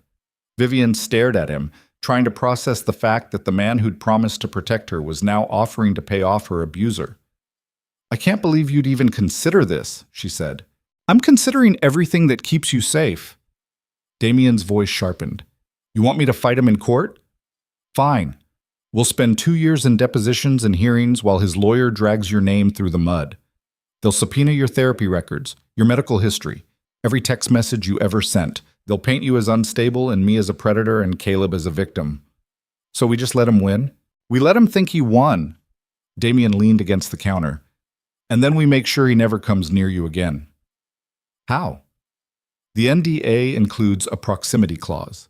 If he violates it, he forfeits the entire settlement and faces criminal charges. If he so much as Googles your name, I'll know. Damien's voice was cold. Money motivates men like Caleb more than revenge. Give him enough of it, and he'll move on. The logic was brutal. It was also probably right. But something in Vivian's chest was screaming that this was wrong. I need to think, she said. We have 48 hours to respond to the settlement offer. Damien straightened. After that, it goes to litigation. He left her alone in the kitchen. Vivian stood there shaking, trying to understand how the man who'd dismantled Caleb's life was now offering to rebuild it with cash. She didn't see Damien for the rest of the day. Eleanor brought dinner to her room. Vivian picked at it without tasting anything, her mind spinning. By midnight, she couldn't stand the silence anymore. She went looking for Damien and found him in the study again, staring at legal documents like they held answers. I need to know something, Vivian said from the doorway. Damien looked up. What? Did you fabricate the evidence? The question hung in the air like smoke. Damien's expression didn't change. Define fabricate. Did you create evidence that didn't exist? No. His voice was flat. Caleb was stealing. I just made sure the right people found out. But you accessed his employer's servers to verify what I already knew was there. Damien stood. Vivian, I'm not going to apologize for being thorough. The evidence is real. The crime is real. I just expedited justice. By breaking the law yourself? Yes. No hesitation. Because waiting for the system to work meant leaving you vulnerable for months or years. So I bent some rules to make sure Caleb faced consequences fast enough to actually protect you. Vivian's chest tightened. And now those bent rules are going to set him free. Maybe. Damien crossed to the window. Which is why I'm offering to settle, cut our losses, move forward. With Caleb $20 million richer. With you alive and safe, that's all I care about. The words should have been comforting. Instead, they felt like surrender. What if I don't want you to settle? Vivian asked. Damien turned to face her. Then we fight. And you need to understand what that means. Tell me. It means your entire life becomes public record. Every bruise, every hospital visit, every moment of trauma Caleb inflicted gets examined by lawyers and reporters and strangers on the internet. His voice was hard. It means watching him sit in a courtroom looking sympathetic while his lawyer paints you as a liar who seduced a billionaire to destroy her ex-boyfriend. I can handle it. Can you? Damien's eyes were cold, because I've watched this play out before. I've watched strong women get destroyed by litigation that turns their trauma into entertainment, and I won't do that to you unless you're absolutely certain you can survive it. Vivian wanted to argue, wanted to insist she was strong enough, but the truth was, she didn't know. How long do I have to decide? She asked. 48 hours. Vivian nodded and turned to leave. Vivian? She stopped. Whatever you choose, I'm with you. Settlement or fight. Your decision. The words should have felt empowering. Instead, they felt like one more impossible choice in a life that had become nothing but impossible choices. She went back to her room and didn't sleep. The next morning, Eleanor knocked on her door with breakfast and a message. Mr. Virelli had to return to Chicago. Business emergency. He said to tell you he'll be back tonight. Vivian ate mechanically, her mind elsewhere. She spent the day walking the property, trying to think through the decision that felt like choosing between two different kinds of damage. By late afternoon, she was standing at the edge of the forest when her phone buzzed. A text from an unknown number. Her blood went cold. She almost deleted it without reading. Then she saw the first line and her world tilted. You think Damien's protecting you? Ask him about the other women. Ask him what happened to them. Vivian stared at the message, her heart hammering. She should delete it, should forward it to security, should ignore the obvious bait. Instead, she typed back, "Who is this?" The response came immediately. Someone who knows the truth. Check his office. Bottom drawer, left side of the desk. See what kind of man you're trusting with your life. Vivian's hands were shaking. This was manipulation, classic intimidation tactics. But the specificity of the instruction made her stomach twist. She looked back at the house. Damien was in Chicago. The study was empty. She absolutely shouldn't. Vivian walked back inside and climbed the stairs to Damien's study. The room was quiet, untouched since this morning. She stood in the doorway for a long moment, every instinct screaming at her to turn around. Then she crossed to the desk and opened the bottom left drawer. Inside was a locked metal box. Her chest tightened. She should stop, should close the drawer, should walk away. Instead, she looked for a key, found it taped to the underside of the drawer. Her hands were shaking so badly she could barely fit it into the lock. The box opened. Inside were files, 12 of them, each labeled with a woman's name and a date range. Vivian pulled out the first one. Sarah Mitchell, 2019 to 2020. The file contained everything: medical records, police reports, photographs of bruises, legal documents, and at the back, a single page that made Vivian's blood run cold. Subject relocated to Portland, Oregon under new identity. NDA signed. Monitoring terminated after 6 months. No further contact. She pulled out another file. Jennifer Zhao, 2020 to 2021, same pattern. Medical records, evidence of abuse, restraining orders. And at the back, subject relocated to Austin, Texas. NDA signed. Monitoring terminated. No contact maintained. Vivian's chest felt like it was caving in. She went through file after file, each one telling the same story. Woman in crisis. Damien's intervention. Relocation. NDA. Monitoring. Termination of contact. 12 women, 12 files. 12 women who'd been helped and then systematically erased from Damien's life. All the way at the bottom was a file that made her stop breathing. It had her name on it. Vivian Mercer, 2025 to present. Her hands were shaking so badly she could barely open it. Inside was everything, medical records she didn't know he had. Photographs of bruises she'd never shown him, bank records, phone records. A complete dossier of her entire relationship with Caleb, documented with clinical precision. And at the very back, a handwritten note in Damien's writing. Pattern consistent with previous subjects. Severe trauma bonding. High risk for reconciliation without sustained intervention. Recommend isolation protocol minimum 6 months before reassessment. Vivian read it 3 times, the words blurring together. Isolation protocol. Subject. Pattern. She wasn't a person to him. She was a case study. Another broken woman in a long line of broken women he collected and relocated and monitored like she was part of some twisted rehabilitation program. The kiss they'd shared, the careful intimacy, the promises of patience, all of it was protocol. She was just number 13. Vivian's stomach lurched. She barely made it to the trash can before she vomited. When she could breathe again, she pulled out her phone with shaking hands and called the number from the text. It rang twice before someone answered. "You found them." The voice was female, familiar somehow. "Who is this?" Vivian demanded. "Someone who got out before I became another file in his collection." A pause. "My name is Sarah. Sarah Mitchell. I was number 1. Vivian's chest tightened. "What does he want with us?" "Control. Power. The satisfaction of playing savior." Sarah's voice was bitter. "Finds women in crisis. Promises protection.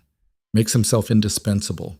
And then when you're completely dependent on him, he decides whether you're worth keeping or worth erasing." He's not like that, isn't he?" Sarah's voice sharpened. "How long have you been at that estate? Isolated from everyone you know, completely dependent on his money, his security, his decisions?" Vivian couldn't answer. "He made you feel special, didn't he?" Sarah continued. "Made you feel like you were different from the others, like what you had was real." "It is real. I thought so too. Until he got bored." Sarah's voice cracked. "Until I healed enough to have my own opinions and stopped being grateful enough for his taste. Then suddenly the protection ended. The money stopped. And I was relocated to a city where I didn't know anyone with an NDA that prevented me from ever talking about what happened." Vivian felt like the floor was dissolving beneath her. "He's going to do the same thing to you," Sarah said. "The moment you're no longer broken enough to need him, you become disposable. So get out now while you still can." "I don't believe you." "Check the dates on those files." Sarah's voice was cold. "Notice how none of the women lasted longer than 18 months. Notice how they all signed NDAs. Notice how not one of them is still in contact with Damien Virelli." Vivian looked down at the files scattered across the desk. Sarah was right. Every single woman had been terminated from his life after a set period. Relocated, erased, replaced. "What do you want from me?" Vivian whispered. "I want you to understand who you're dealing with before you make the same mistake I did." Sarah paused. "Damien Virelli isn't a savior. He's a collector. And you're just the newest addition to his gallery of broken things." The line went dead. Vivian stood in the study, surrounded by evidence of Damien's systematic approach to saving women, and felt her entire reality crumbling. Everything he'd said, everything he'd done, every careful touch and gentle word. All of it was part of a pattern he'd perfected over 12 iterations. She wasn't special. She was just next in line. The sound of a car in the driveway made her freeze. Damien was back. Vivian shoved the files back into the box, locked it, replaced the key, closed the drawer. Her hands were still shaking when she heard his footsteps on the stairs. She barely made it out of the study before he appeared at the top of the landing. "You're still up," he said, something warm in his voice. "I thought you'd be asleep by now." Vivian stared at him. This man she'd started to trust, started to want, started to believe might actually care about her, and saw a stranger wearing a familiar face. "I couldn't sleep," she managed. Damien crossed to her, concern flickering across his features. "Are you okay? You look pale." "I'm fine." He reached out to touch her face and she flinched. The movement was instinctive, involuntary. Damien's hand froze midair. "Vivian, I'm just tired." She stepped back. "Long day." "Did something happen?" "No." The lie tasted like ash. "I just need rest." Damien studied her face like he was reading a language only he understood. "Okay," he said slowly. But if something's wrong, nothing's wrong. The lie hung between them. Damien looked like he wanted to push, wanted to demand the truth. Instead, he just nodded. Sleep well. He walked past her toward his bedroom. Vivian waited until his door closed before she moved. She went back to her room, locked the door, and pulled out her phone. The text from Sarah was still there, burning like evidence. Get out while you still can. Vivian looked around the beautiful bedroom in the isolated estate where Damien had brought her to keep her safe, or to keep her controlled. She didn't know anymore which one was true. Maybe both. Maybe neither. All she knew was that she'd escaped one cage only to walk willingly into another. And the man holding the key had convinced her it wasn't a cage at all. Morning came too fast. Vivian didn't sleep. She spent the night staring at the ceiling, trying to reconcile the Damien who'd kissed her with gentleness, and the Damien who kept files on 12 women like they were experiments. At 7, Eleanor knocked with breakfast. Mr. Virelli asked if you'd join him for coffee, she said. He's in the study. Vivian's stomach twisted. Tell him I'm not feeling well. Eleanor's expression shifted, something that might have been sympathy. He said it was important. Of course he did. Vivian forced herself to shower, to dress, to look like someone who hadn't just discovered her entire relationship was a carefully managed protocol. She found Damien in the study, exactly where she'd violated his privacy less than 12 hours ago. He looked up when she entered, and something in his expression told her he knew. We need to talk, he said. Vivian's heart hammered. About what? About the files you found last night. The blood drained from her face. Damien gestured to the desk. I had security review the footage this morning. You opened the locked box in my desk. You have cameras in here? I have cameras everywhere. His voice was flat. For security. For surveillance, you mean? Both. Damien stood slowly. So yes, I know you went through my private files. I know you found the dossiers on the other women I've helped. And I know someone contacted you to make sure you found them. Vivian's hands clenched into fists. Her name is Sarah, and she told me the truth about what you are. And what am I? A collector. The word came out sharp. Someone who finds broken women and keeps them like pets until you get bored. Damien's jaw tightened. Is that what you think this is?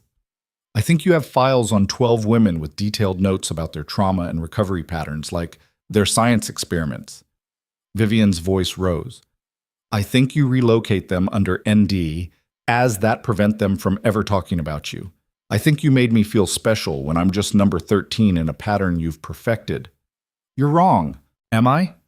Vivian pulled out her phone and showed him the text from Sarah. She warned me, said you'd make me dependent, and then erase me the moment I wasn't broken enough to need you anymore. Damien read the messages, his expression darkening. Sarah Mitchell is mentally ill, he said quietly. She refused treatment, refused therapy, got violent with the staff I hired to help her. So you abandoned her? I gave her a clean start in a new city with enough money to build a life. Damien's voice was hard. And yes, I required an NDA because she was threatening to expose my family's business operations to the FBI. Because you're criminals. Because my family operates in gray areas that wouldn't survive public scrutiny. Damien set down the phone. Sarah wasn't some innocent victim I discarded. She was a woman I tried to help who turned violent and vindictive when I wouldn't let her leverage her trauma into blackmail. And the other 11 got exactly what I promised them. Safety, new identities, fresh starts. Damien crossed his arms. The NDAs protect them as much as they protect me. Do you think those women want their abusers tracking them down through court records and news articles? The logic was sound, but Vivian's trust was already shattered. What about the notes? She demanded. The isolation protocol, the pattern assessment. You're treating me like a case study. I'm treating you like someone in crisis who needs structured support. Damien's voice was firm. Yes, I take notes. Yes, I look for patterns. Because trauma bonding is real and dangerous, and I've watched women go back to their abusers because no one gave them enough time and space to heal. So you isolate them. I give them distance from triggers while they rebuild their sense of self. Damien's eyes were hard. Would you prefer I'd left you in Chicago, where Caleb's friends are threatening you? where reporters are camped outside the residences trying to get a photo? Vivian opened her mouth, closed it. That's what I thought. Damien leaned against the desk. I'm not perfect, Vivian. I'm controlling and calculating, and I absolutely keep detailed records because that's how I protect people effectively. But I'm not collecting you. I'm not experimenting on you. I'm trying to keep you alive long enough to heal. By kissing me? By making me think, her voice cracked. By making me want you? Damien's expression shifted. That wasn't protocol. Then what was it? A mistake. The word hit like a slap. I should never have crossed that line. You were vulnerable. You needed protection, not... He stopped. Not whatever I let this become. Vivian felt like she'd been gutted. So Sarah was right. You do get rid of them when they're not broken enough. That's not what I said. It's what you meant. Vivian's hands were shaking. The moment I started healing, the moment I wanted something real instead of just survival, I became a problem. You're not a problem. Then what am I? The question came out raw. Another file? Another successful rehabilitation? Another woman you'll relocate with an NDA in 6 months? Damien looked at her for a long moment, something that might have been pain flickering across his features. I don't know, he said finally. And that's the problem. The honesty was brutal. Vivian turned toward the door, needing air, needing space, needing anything except this conversation. Where are you going? Damien asked. Away from you. Vivian, don't. She spun back to face him. Don't tell me it's not safe. Don't tell me I need protection. Don't tell me you're doing this for my own good. Then what do you want me to say? I want you to tell me the truth. Her voice broke. Did you ever actually care about me? Or am I just another project you took on because it made you feel like you were fixing what your father broke? Damien's face went cold. That's not fair. None of this is fair, Vivian was shouting now. I trusted you. I let you in. I started believing that maybe I could have something real after everything Caleb destroyed, and you were just running a protocol. It's not a protocol when I can't stop thinking about you. Damien's voice rose to match hers. It's not a protocol when I lie awake wondering if you're okay. It's not a protocol when I want to kill every person who ever hurt you with my bare hands. The confession hung in the air between them. Vivian stared at him, chest heaving. Then why did you call it a mistake? She whispered. Damien's jaw clenched.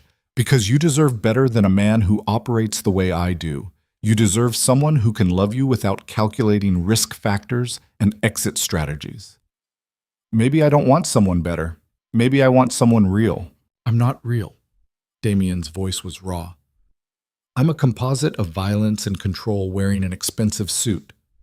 Everything I touch turns into a transaction eventually, even this. So what now? Damien looked at her like he was memorizing her face. Now you decide, he said quietly. Settlement or litigation, staying or leaving, trusting me or walking away. He paused. I won't stop you either way. Vivian felt tears burning behind her eyes. This was the choice she'd been avoiding since the moment she left Chicago. Trust the man who'd saved her life but kept files on her trauma. Or walk away from the only safety she'd known in years and face Caleb's consequences alone. Before she could answer, Damien's phone rang. He glanced at it, and his entire expression changed. What? Vivian asked. Damien answered the call. Talk to me. She watched his face go from cold to murderous in the space of a heartbeat. When? He demanded. How long ago? A pause. Lock down the property. No one in or out until I say otherwise. He hung up and looked at Vivian with an expression that made her blood run cold. Caleb escaped custody 4 hours ago, he said, and according to his cell phone records, his last known location was 3 miles from this property. The world tilted. That's impossible, Vivian whispered. This place doesn't exist on any... Someone told him where you were. Damien was already moving, pulling a gun from a desk drawer she didn't know contained weapons. And the only people who knew are me, my security team, and... He stopped. His eyes went to the files scattered on his desk, to the box she'd opened last night, to the security footage he'd mentioned reviewing this morning. Sarah, Vivian breathed. She knew I was here. She texted me instructions to find the files, She wanted you to open that box. Damien's voice was ice. She wanted the location logged in the security system so she could pull it remotely. Why would she? Because I refused to give her more money when she threatened to expose my operations. Damien's jaw clenched. So she found another way to hurt me. By telling Caleb exactly where to find Vivian. The sound of breaking glass downstairs made them both freeze. Damien grabbed Vivian's arm. With me. Now. They moved fast, Damien pulling her toward a door she'd never noticed before, hidden behind a bookshelf. There's a safe room, he said. Reinforced. Panic button connects directly to... The gunshot cut him off. It came from downstairs, followed by shouting. Damien's security. And another voice Vivian would recognize anywhere. Caleb, screaming her name. Damien shoved her toward the hidden door. Get inside, lock it. Don't open it for anyone except me. What are you going to do? End this. His eyes were dark, one way or another. He kissed her hard and fast, like it might be the last time. Then he pushed her through the door and sealed it behind her. Vivian stood in the dark safe room, her heart hammering, listening to gunfire and shouting filter through the reinforced walls, and realized that everything, the protection, the isolation, the files, the kiss, the betrayal, had been leading to this moment, to Caleb finding her, to Damien standing between them, to a choice that would be made in violence instead of words. She pressed her ear against the door, trying to hear what was happening. More gunshots. Shouting. Caleb's voice, raw with rage. Where is she? Damien's response too quiet to make out, then a sound that made Vivian's blood freeze. A scream. Not Caleb's. Damien's. Vivian's hands went to the door lock, every instinct screaming at her to open it, to run to him, to... The safe room phone rang. She grabbed it with shaking hands. Hello? Vivian? Naomi's voice was tight with urgency. Listen to me very carefully. Police are 15 minutes out. Damien's security is down. You need to stay in that room no matter what you hear. Damien's hurt. Damien knew the risks. Naomi's voice was hard. Your job is to survive. His job is to make sure you do. So stay in that room and let him do his job. I can't just... You can, and you will. Naomi's voice cracked slightly. Because if you open that door, Caleb wins, and everything Damien sacrificed to protect you becomes meaningless. The line went dead. Vivian stood in the dark, tears streaming down her face, listening to the man who'd saved her life, fighting the man who'd nearly destroyed it. And she realized that trust wasn't about knowing someone would never hurt you. It was about believing they'd bleed for you when it mattered most, even if you couldn't be sure whether they loved you or were just following protocol. Even if the cage they built felt like safety or control or both. Even if trusting them meant accepting you might never know the whole truth. The gunfire stopped. Silence fell like snow. Vivian waited, barely breathing, for someone to tell her whether she was a widow or still just another case file in Damien Virelli's collection of broken women he'd tried to save. The door handle turned. Vivian grabbed the nearest object, a fire extinguisher mounted on the wall, and raised it high. The door opened, and Damien stood there, blood soaking through his shirt, exhaustion and pain and something fierce written across his features. It's over, he said. Then he collapsed. Vivian caught Damien before he hit the floor. His weight nearly took her down with him, but she braced herself against the door frame, her hands slick with his blood, her breath coming in sharp gasps. Damien, stay with me. I'm fine. His voice was rough, strained. Just give me a second. You're bleeding everywhere. Flesh wound. He pushed himself upright, wincing. Caleb? I don't know. Vivian's hands were shaking so badly she could barely keep her grip on him. What happened? He had a gun. My security took him down, but... Damien's jaw clenched. I need to see him. You need a hospital. I need to see him first. Damien pulled away from her, one hand pressed against his side where blood was seeping through his shirt. He moved like every step hurt, but his expression was locked down tight, all business, all control. Vivian followed him out of the safe room. The study was destroyed, furniture overturned, papers scattered, bullet holes in the walls, the smell of gunpowder thick in the air. Damien moved through it without looking, heading for the stairs. Sir, you should stay down. One of his security team appeared at the top of the landing, blood streaking down his face from a gash across his forehead. Where is he? Damien demanded. Living room. Marcus has him contained, but Damien was already moving. Vivian's stomach twisted as she followed him down the stairs, her heart hammering so hard she could barely hear anything else. The living room looked like a war zone. Two of Damien's security were down. One wasn't moving. The other was being tended to by Eleanor, who'd appeared from somewhere with first aid supplies and hands that moved with practiced efficiency. And in the center of the room, pinned to the floor by a man twice his size, was Caleb. He was bleeding from his shoulder. His face was bruised and swelling. His hands were zip-tied behind his back. But his eyes were still full of rage. Those eyes locked on Vivian the moment she stepped into view. There you are! His voice was thick with pain and fury. There's my girl. Vivian couldn't breathe. Seeing him here, in this place that was supposed to be safe, shattered something fundamental inside her chest. Damien stepped between them, blocking Caleb's view. Get him up, he said quietly. Marcus hauled Caleb to his knees. Caleb grunted in pain but kept his eyes on Vivian over Damien's shoulder. Look at you, Caleb said, his voice almost tender. Hiding behind another man. That's all you know how to do, isn't it? Don't. Damien's voice was ice. Don't talk to her. Don't look at her. Don't breathe in her direction. Caleb laughed, the sound wet and broken. Or what? You'll kill me? Go ahead. Make her watch what kind of man you really are. Damien pulled his gun in one smooth motion and pressed it against Caleb's forehead. The room went silent. Vivian's heart stopped. Damien, she started. This ends now, Damien said, his voice terrifyingly calm. You violated a restraining order. You escaped custody. You broke into my home. You endangered my staff. He pressed the gun harder. Give me one reason not to end you right here. Caleb smiled through the blood. Because she'll never forgive you. I don't need her forgiveness. I need her safe. She'll never be safe. Caleb's voice dropped to something intimate, directed past Damien toward Vivian. You know that, right? You know this doesn't end. I'll always find you, always, because you're mine. She's not yours. Damien's finger moved to the trigger. Stop! Vivian's voice cracked. Don't, please! Damien didn't move, didn't lower the gun, just stood there with his finger on the trigger and death in his eyes. Please, Vivian said again, quieter. Not like this. He came here to kill you. I know. He'll try again.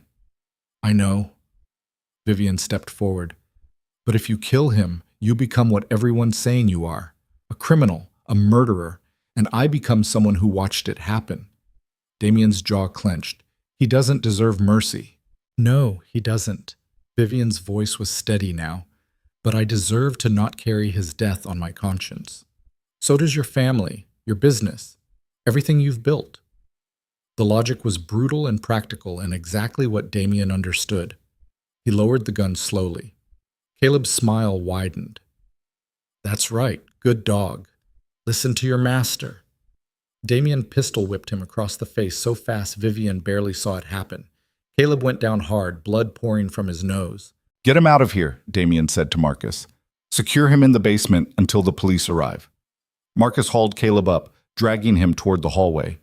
Caleb fought even with zip-tied hands, twisting to look back at Vivian. This isn't over, he screamed.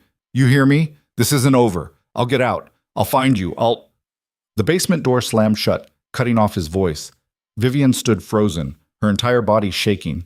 Damien holstered his gun and turned to face her. His shirt was soaked through with blood now. His face was pale, but his eyes were clear. Are you hurt? He asked. Am I? Vivian stared at him.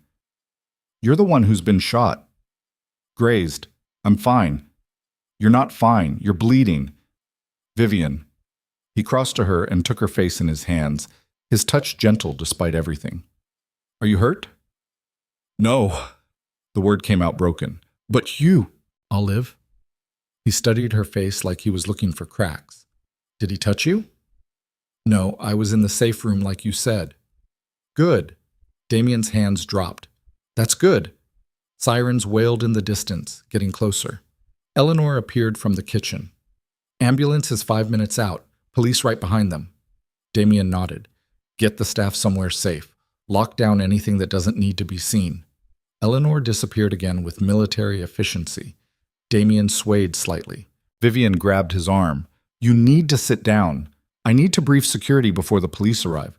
You need to not bleed to death. I'm not... He stopped, his face going even paler. Okay, maybe sitting. Vivian guided him to the couch that wasn't covered in blood or bullet holes. He sat heavily, one hand pressed against his side. Let me see, Vivian said. It's fine. Let me see. Damien moved his hand reluctantly. The wound wasn't deep, but it was long, cutting across his ribs in a line that made Vivian's stomach turn. This needs stitches, she said. I know. This is more than a graze. I know. Damien looked at her. But I'm alive. My people are alive. And you're safe. That's all that matters.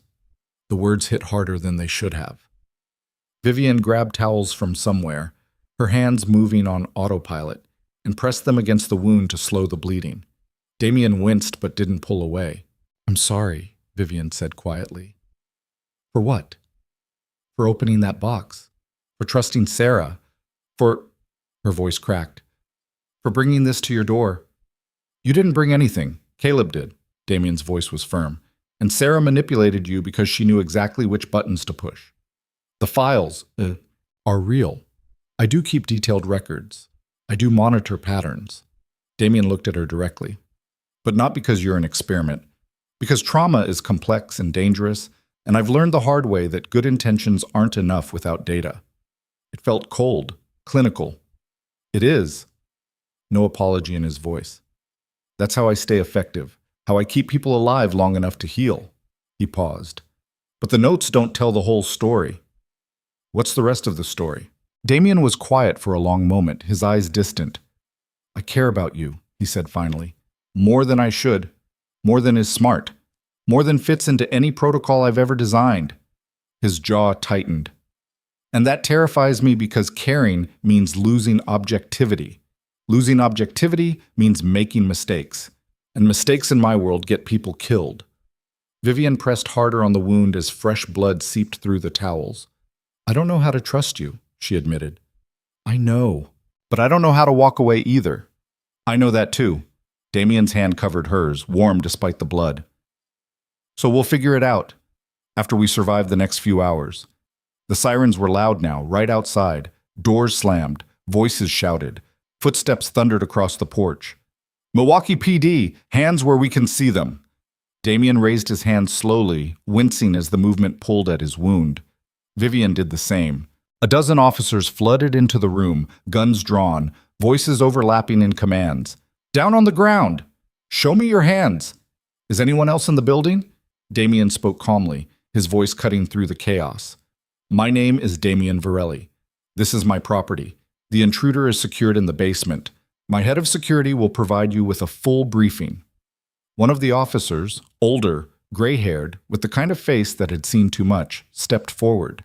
Mr. Virelli, we've been looking for Caleb Rayner since he escaped custody this morning. His eyes went to Damien's wound. You need medical attention. Paramedics are outside, another officer said. I'm fine. Check my staff first. 2 injured in the initial breach. Sir, that's not a request. The officer studied Damien for a long moment, then nodded. Get the medics in here. The next hour was chaos. Paramedics swarmed the house, treating the wounded security team first like Damien demanded, then forcing him onto a stretcher despite his protests. Police photographed everything, bagged evidence, took statements from everyone who could talk. Caleb was brought up from the basement on a stretcher, screaming obscenities and threats until someone sedated him. Vivian watched him disappear into an ambulance, flanked by 2 officers, and felt nothing. No relief, no fear, just numbness. Naomi arrived an hour later, moving through the crime scene like she owned it, her briefcase full of documentation and her voice full of authority. She found Vivian sitting on the porch steps, wrapped in a blanket someone had given her, staring at nothing. Are you hurt? Naomi asked. No. Good. Naomi sat down beside her. Then listen very carefully. The police are going to want a full statement. Everything that happened, Everything Caleb said, everything Damien did. Okay. You need to be very clear about the timeline. Caleb broke in, threatened you. Damien's security responded. Damien protected you. Naomi's voice was firm. This was self-defense on private property, nothing more. Vivian looked at her. He almost killed him. But he didn't. Naomi's expression was unreadable. Because you stopped him, which makes you the hero of this story, not the victim. The word landed strange. Hero. Vivian didn't feel like a hero. She felt like someone who'd barely survived another disaster. Where is he? Vivian asked. Damien, hospital. They're stitching him up now. Naomi paused. He'll be fine. The wound looked worse than it was. And Caleb? Critical condition. Gunshot to the shoulder, broken ribs, concussion. Naomi's voice was clinical. He'll live, and then he'll go to prison for a very long time. How long? Escape from custody, violation of a restraining order, armed home invasion, assault with a deadly weapon, attempted murder. Naomi ticked them off like items on a grocery list. 20 years minimum, probably more. 20 years. Caleb would be in his 50s when he got out, if he got out. What about Sarah? Vivian asked. Naomi's expression hardened. Being dealt with. What does that mean? It means she aided a fugitive, provided him with classified information, and conspired to endanger your life. Naomi's voice was ice. She'll face federal charges, and unlike Caleb, she won't have family money to post bail. The justice was swift and brutal, and exactly what Damien's world delivered. I need to see him, Vivian said. The hospital won't allow visitors until... I don't care what they'll allow. Vivian stood. Take me to him. Naomi studied her for a long moment. Then she nodded. I'll drive. The hospital was chaos. News crews camped outside, police maintaining perimeter, reporters shouting questions at anyone who looked like they might have information. Naomi navigated through it all with practiced ease, flashing credentials that opened doors and silenced questions. They found Damien on the 4th floor, in a private room guarded by 2 of his security team who'd somehow beaten them here despite their own injuries. Marcus nodded at Vivian. He's awake. Been asking for you. Vivian pushed open the door. Damien lay in the hospital bed, shirtless, his torso wrapped in bandages, an IV in his arm feeding him fluids and probably pain medication. He looked exhausted, but alive.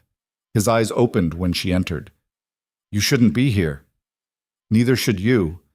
Vivian crossed to the bed. How bad? 23 stitches, mild concussion from where I hit the floor, bruised ribs. He tried to sit up and winced. I'll live. Stop moving. Stop worrying. I'll stop worrying when you stop getting shot protecting me. Something shifted in Damien's expression. That's not going to happen. Getting shot? Protecting you. His voice was quiet. Even if you walk away after this, even if you decide you can't trust me, I'll still make sure you're safe. Vivian sank into the chair beside the bed, exhaustion hitting her all at once. I don't know what I'm going to do, she admitted. You don't have to decide now. When? When you're ready. Damien's hand found hers on the bed rail. I'm not going anywhere. You almost died. But I didn't. His grip tightened.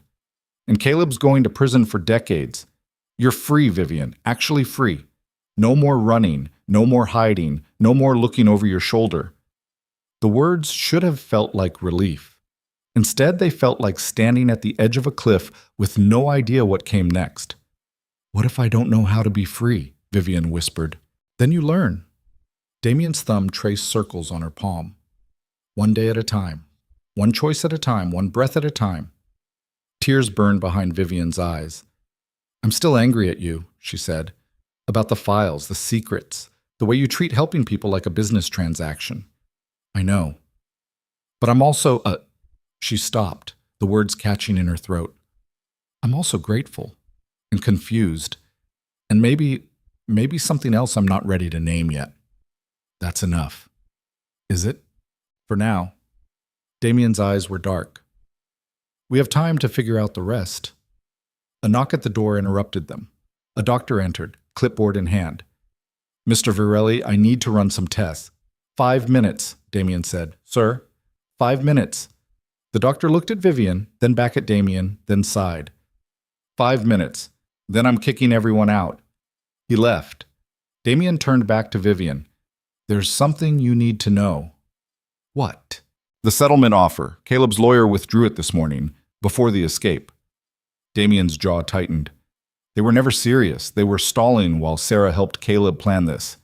Vivian's blood went cold. They were working together from the beginning? Looks like it. Sarah wanted revenge. Caleb wanted you back. His lawyer wanted to bleed me dry in litigation. Damien's voice was flat.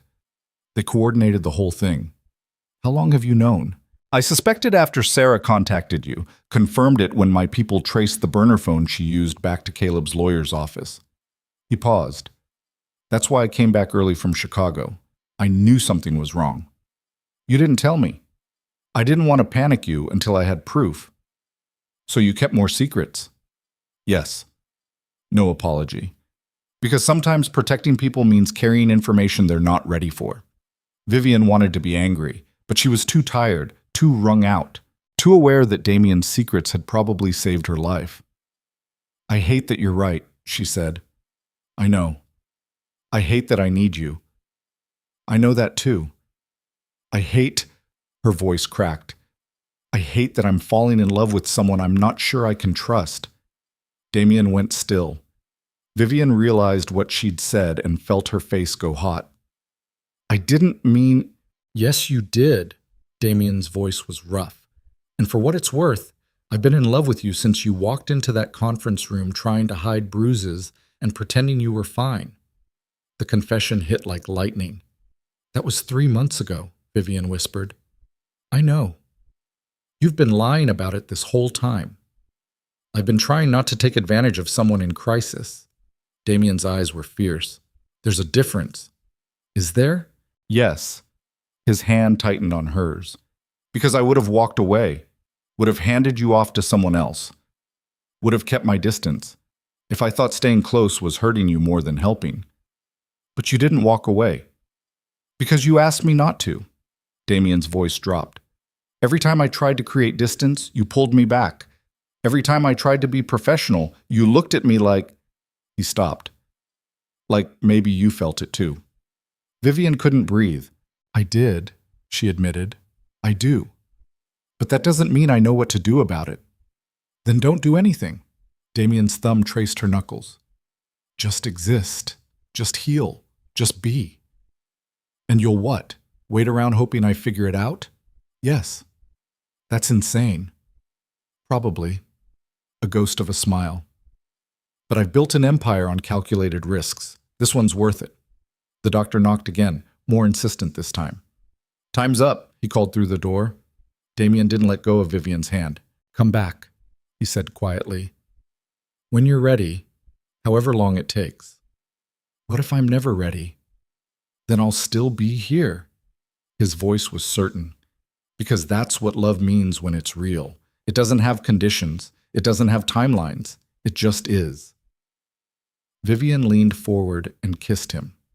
Soft, careful, tasting like tears and blood and something that felt dangerously close to hope.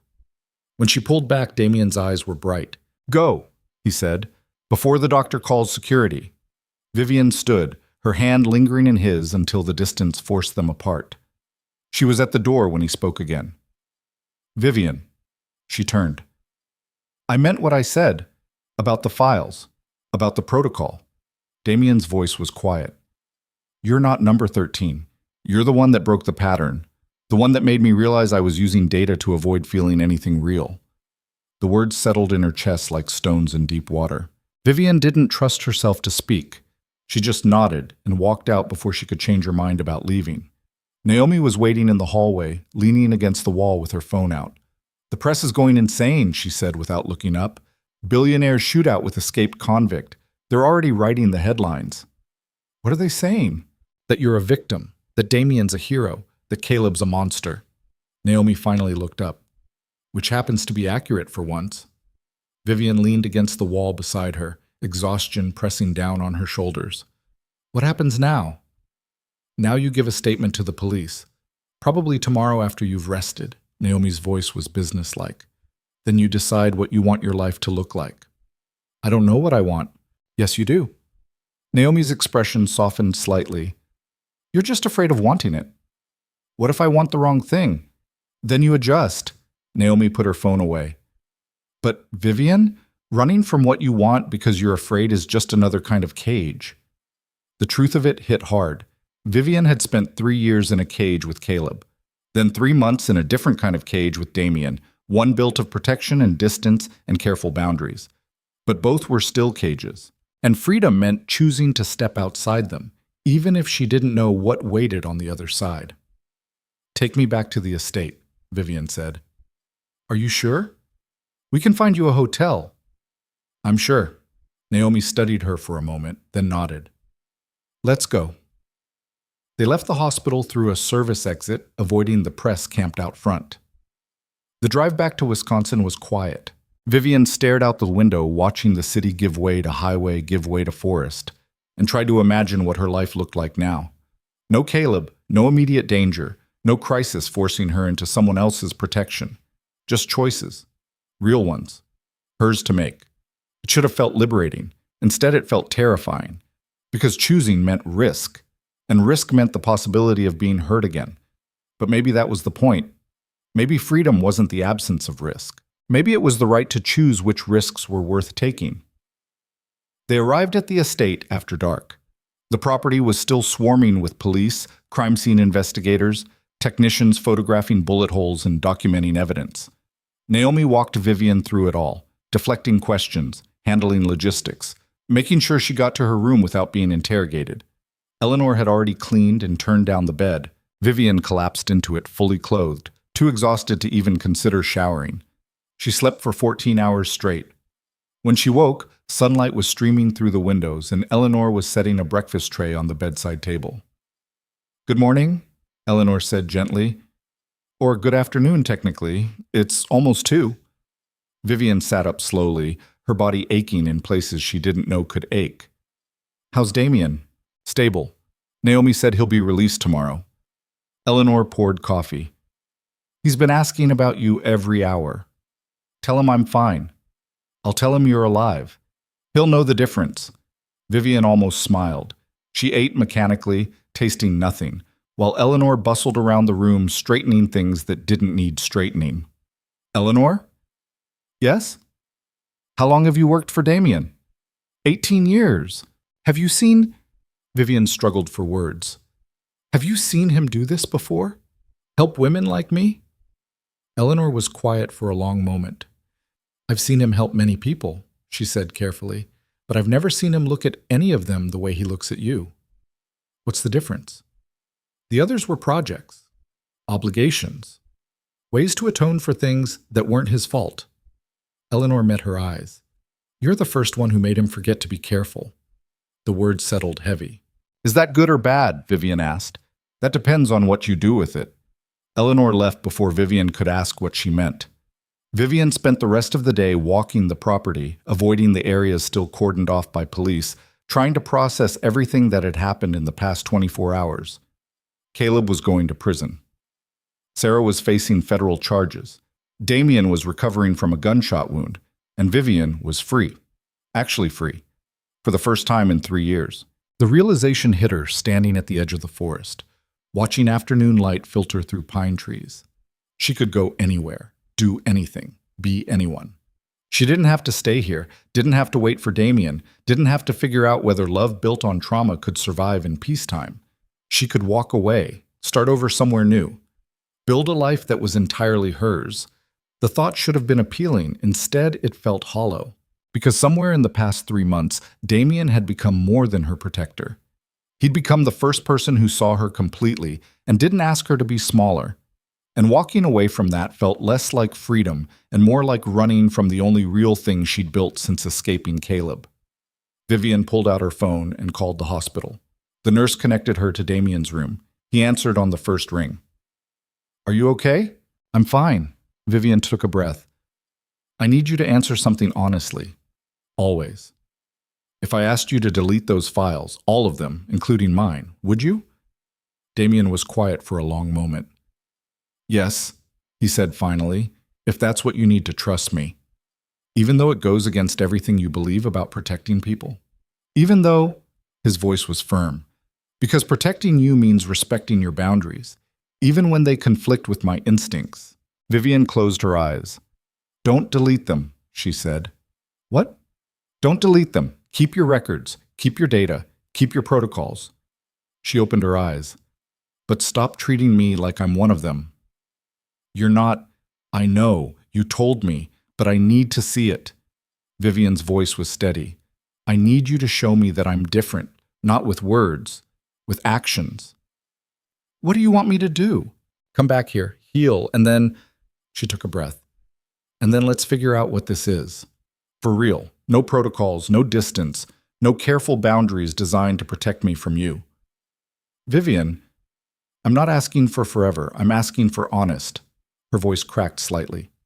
Can you give me that? Damien's breath was audible over the line.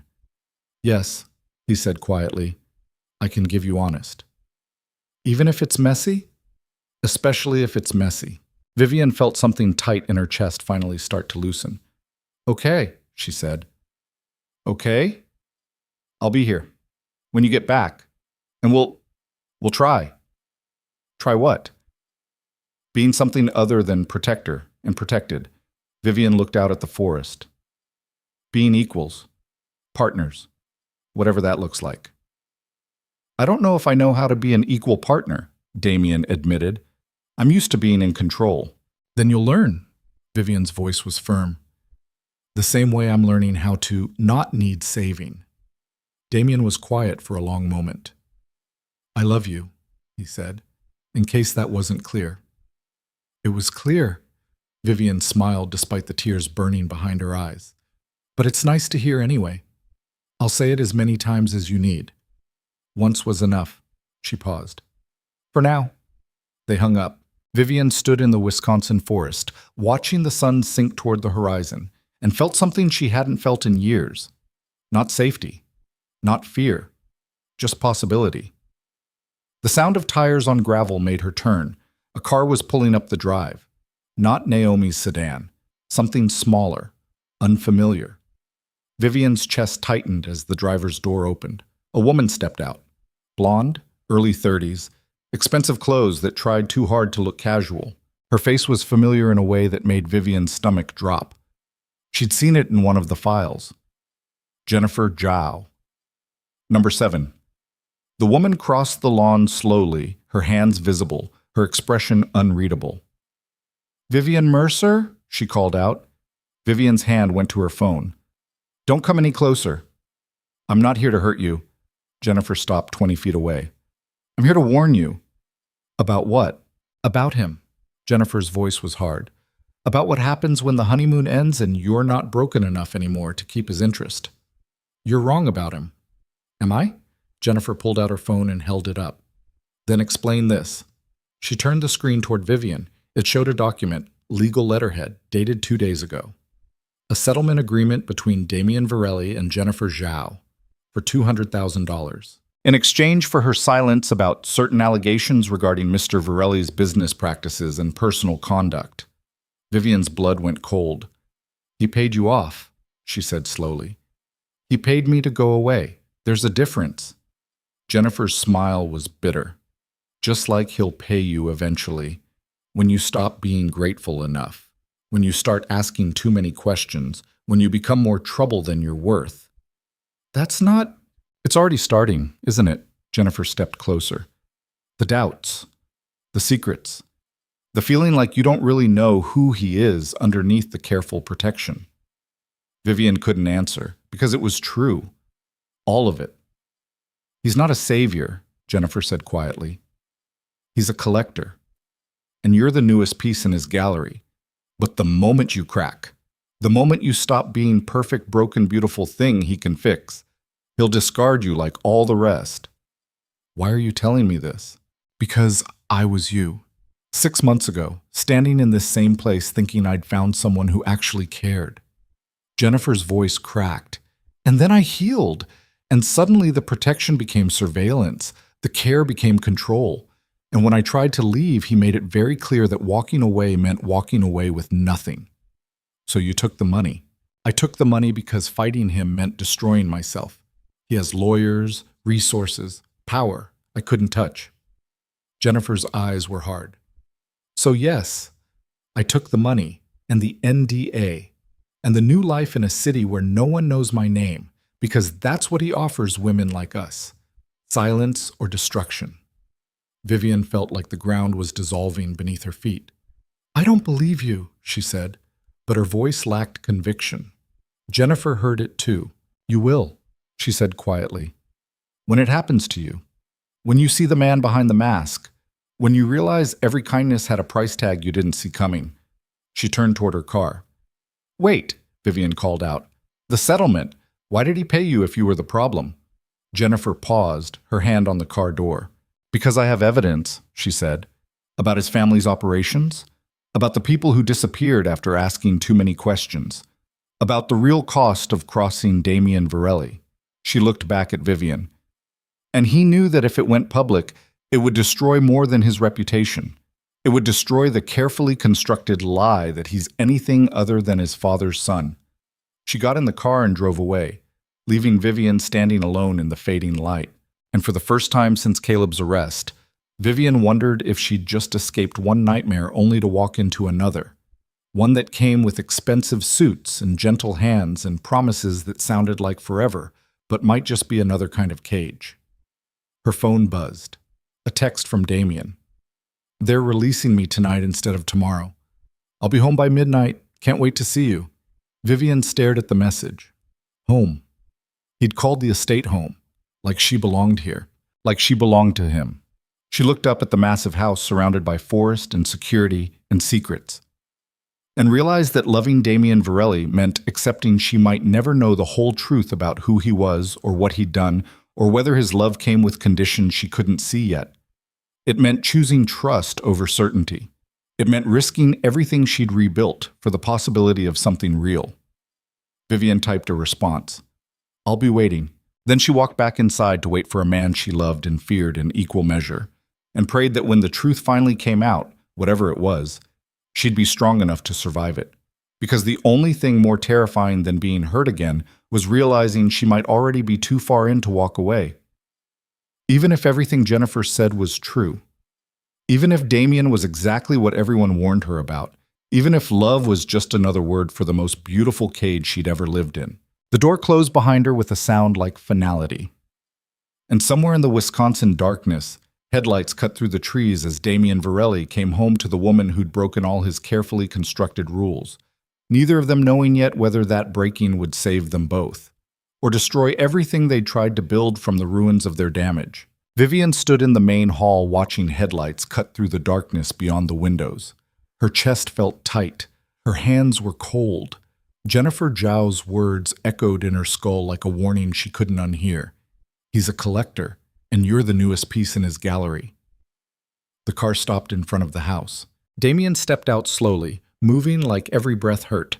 He was dressed in clothes someone must have brought him. Dark jeans, a shirt that hung loose to avoid pressing against his bandages.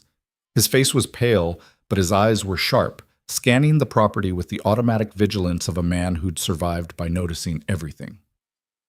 Marcus emerged from the driver's side and said something Vivian couldn't hear through the glass. Damien nodded and walked toward the house. Vivian's pulse hammered. She should greet him at the door, should help him inside, should play the part of the grateful woman whose protector had come home. Instead, she stood frozen, watching him climb the steps with careful, deliberate movements, and wondered if she was about to make the biggest mistake of her life. The door opened. Damien stopped when he saw her standing there in the half-light, her arms wrapped around herself like she was holding something together that wanted to break. Hey, he said quietly. Hey. His eyes searched her face. What's wrong? Nothing. Vivian. He stepped inside, closing the door behind him. I've seen you lie to protect yourself for months. I know what it looks like. So tell me what happened. She should ease into it, should wait until he'd rested, should choose her moment carefully. Instead, the words came out raw and direct. Jennifer Zhao was here. Damien went completely still.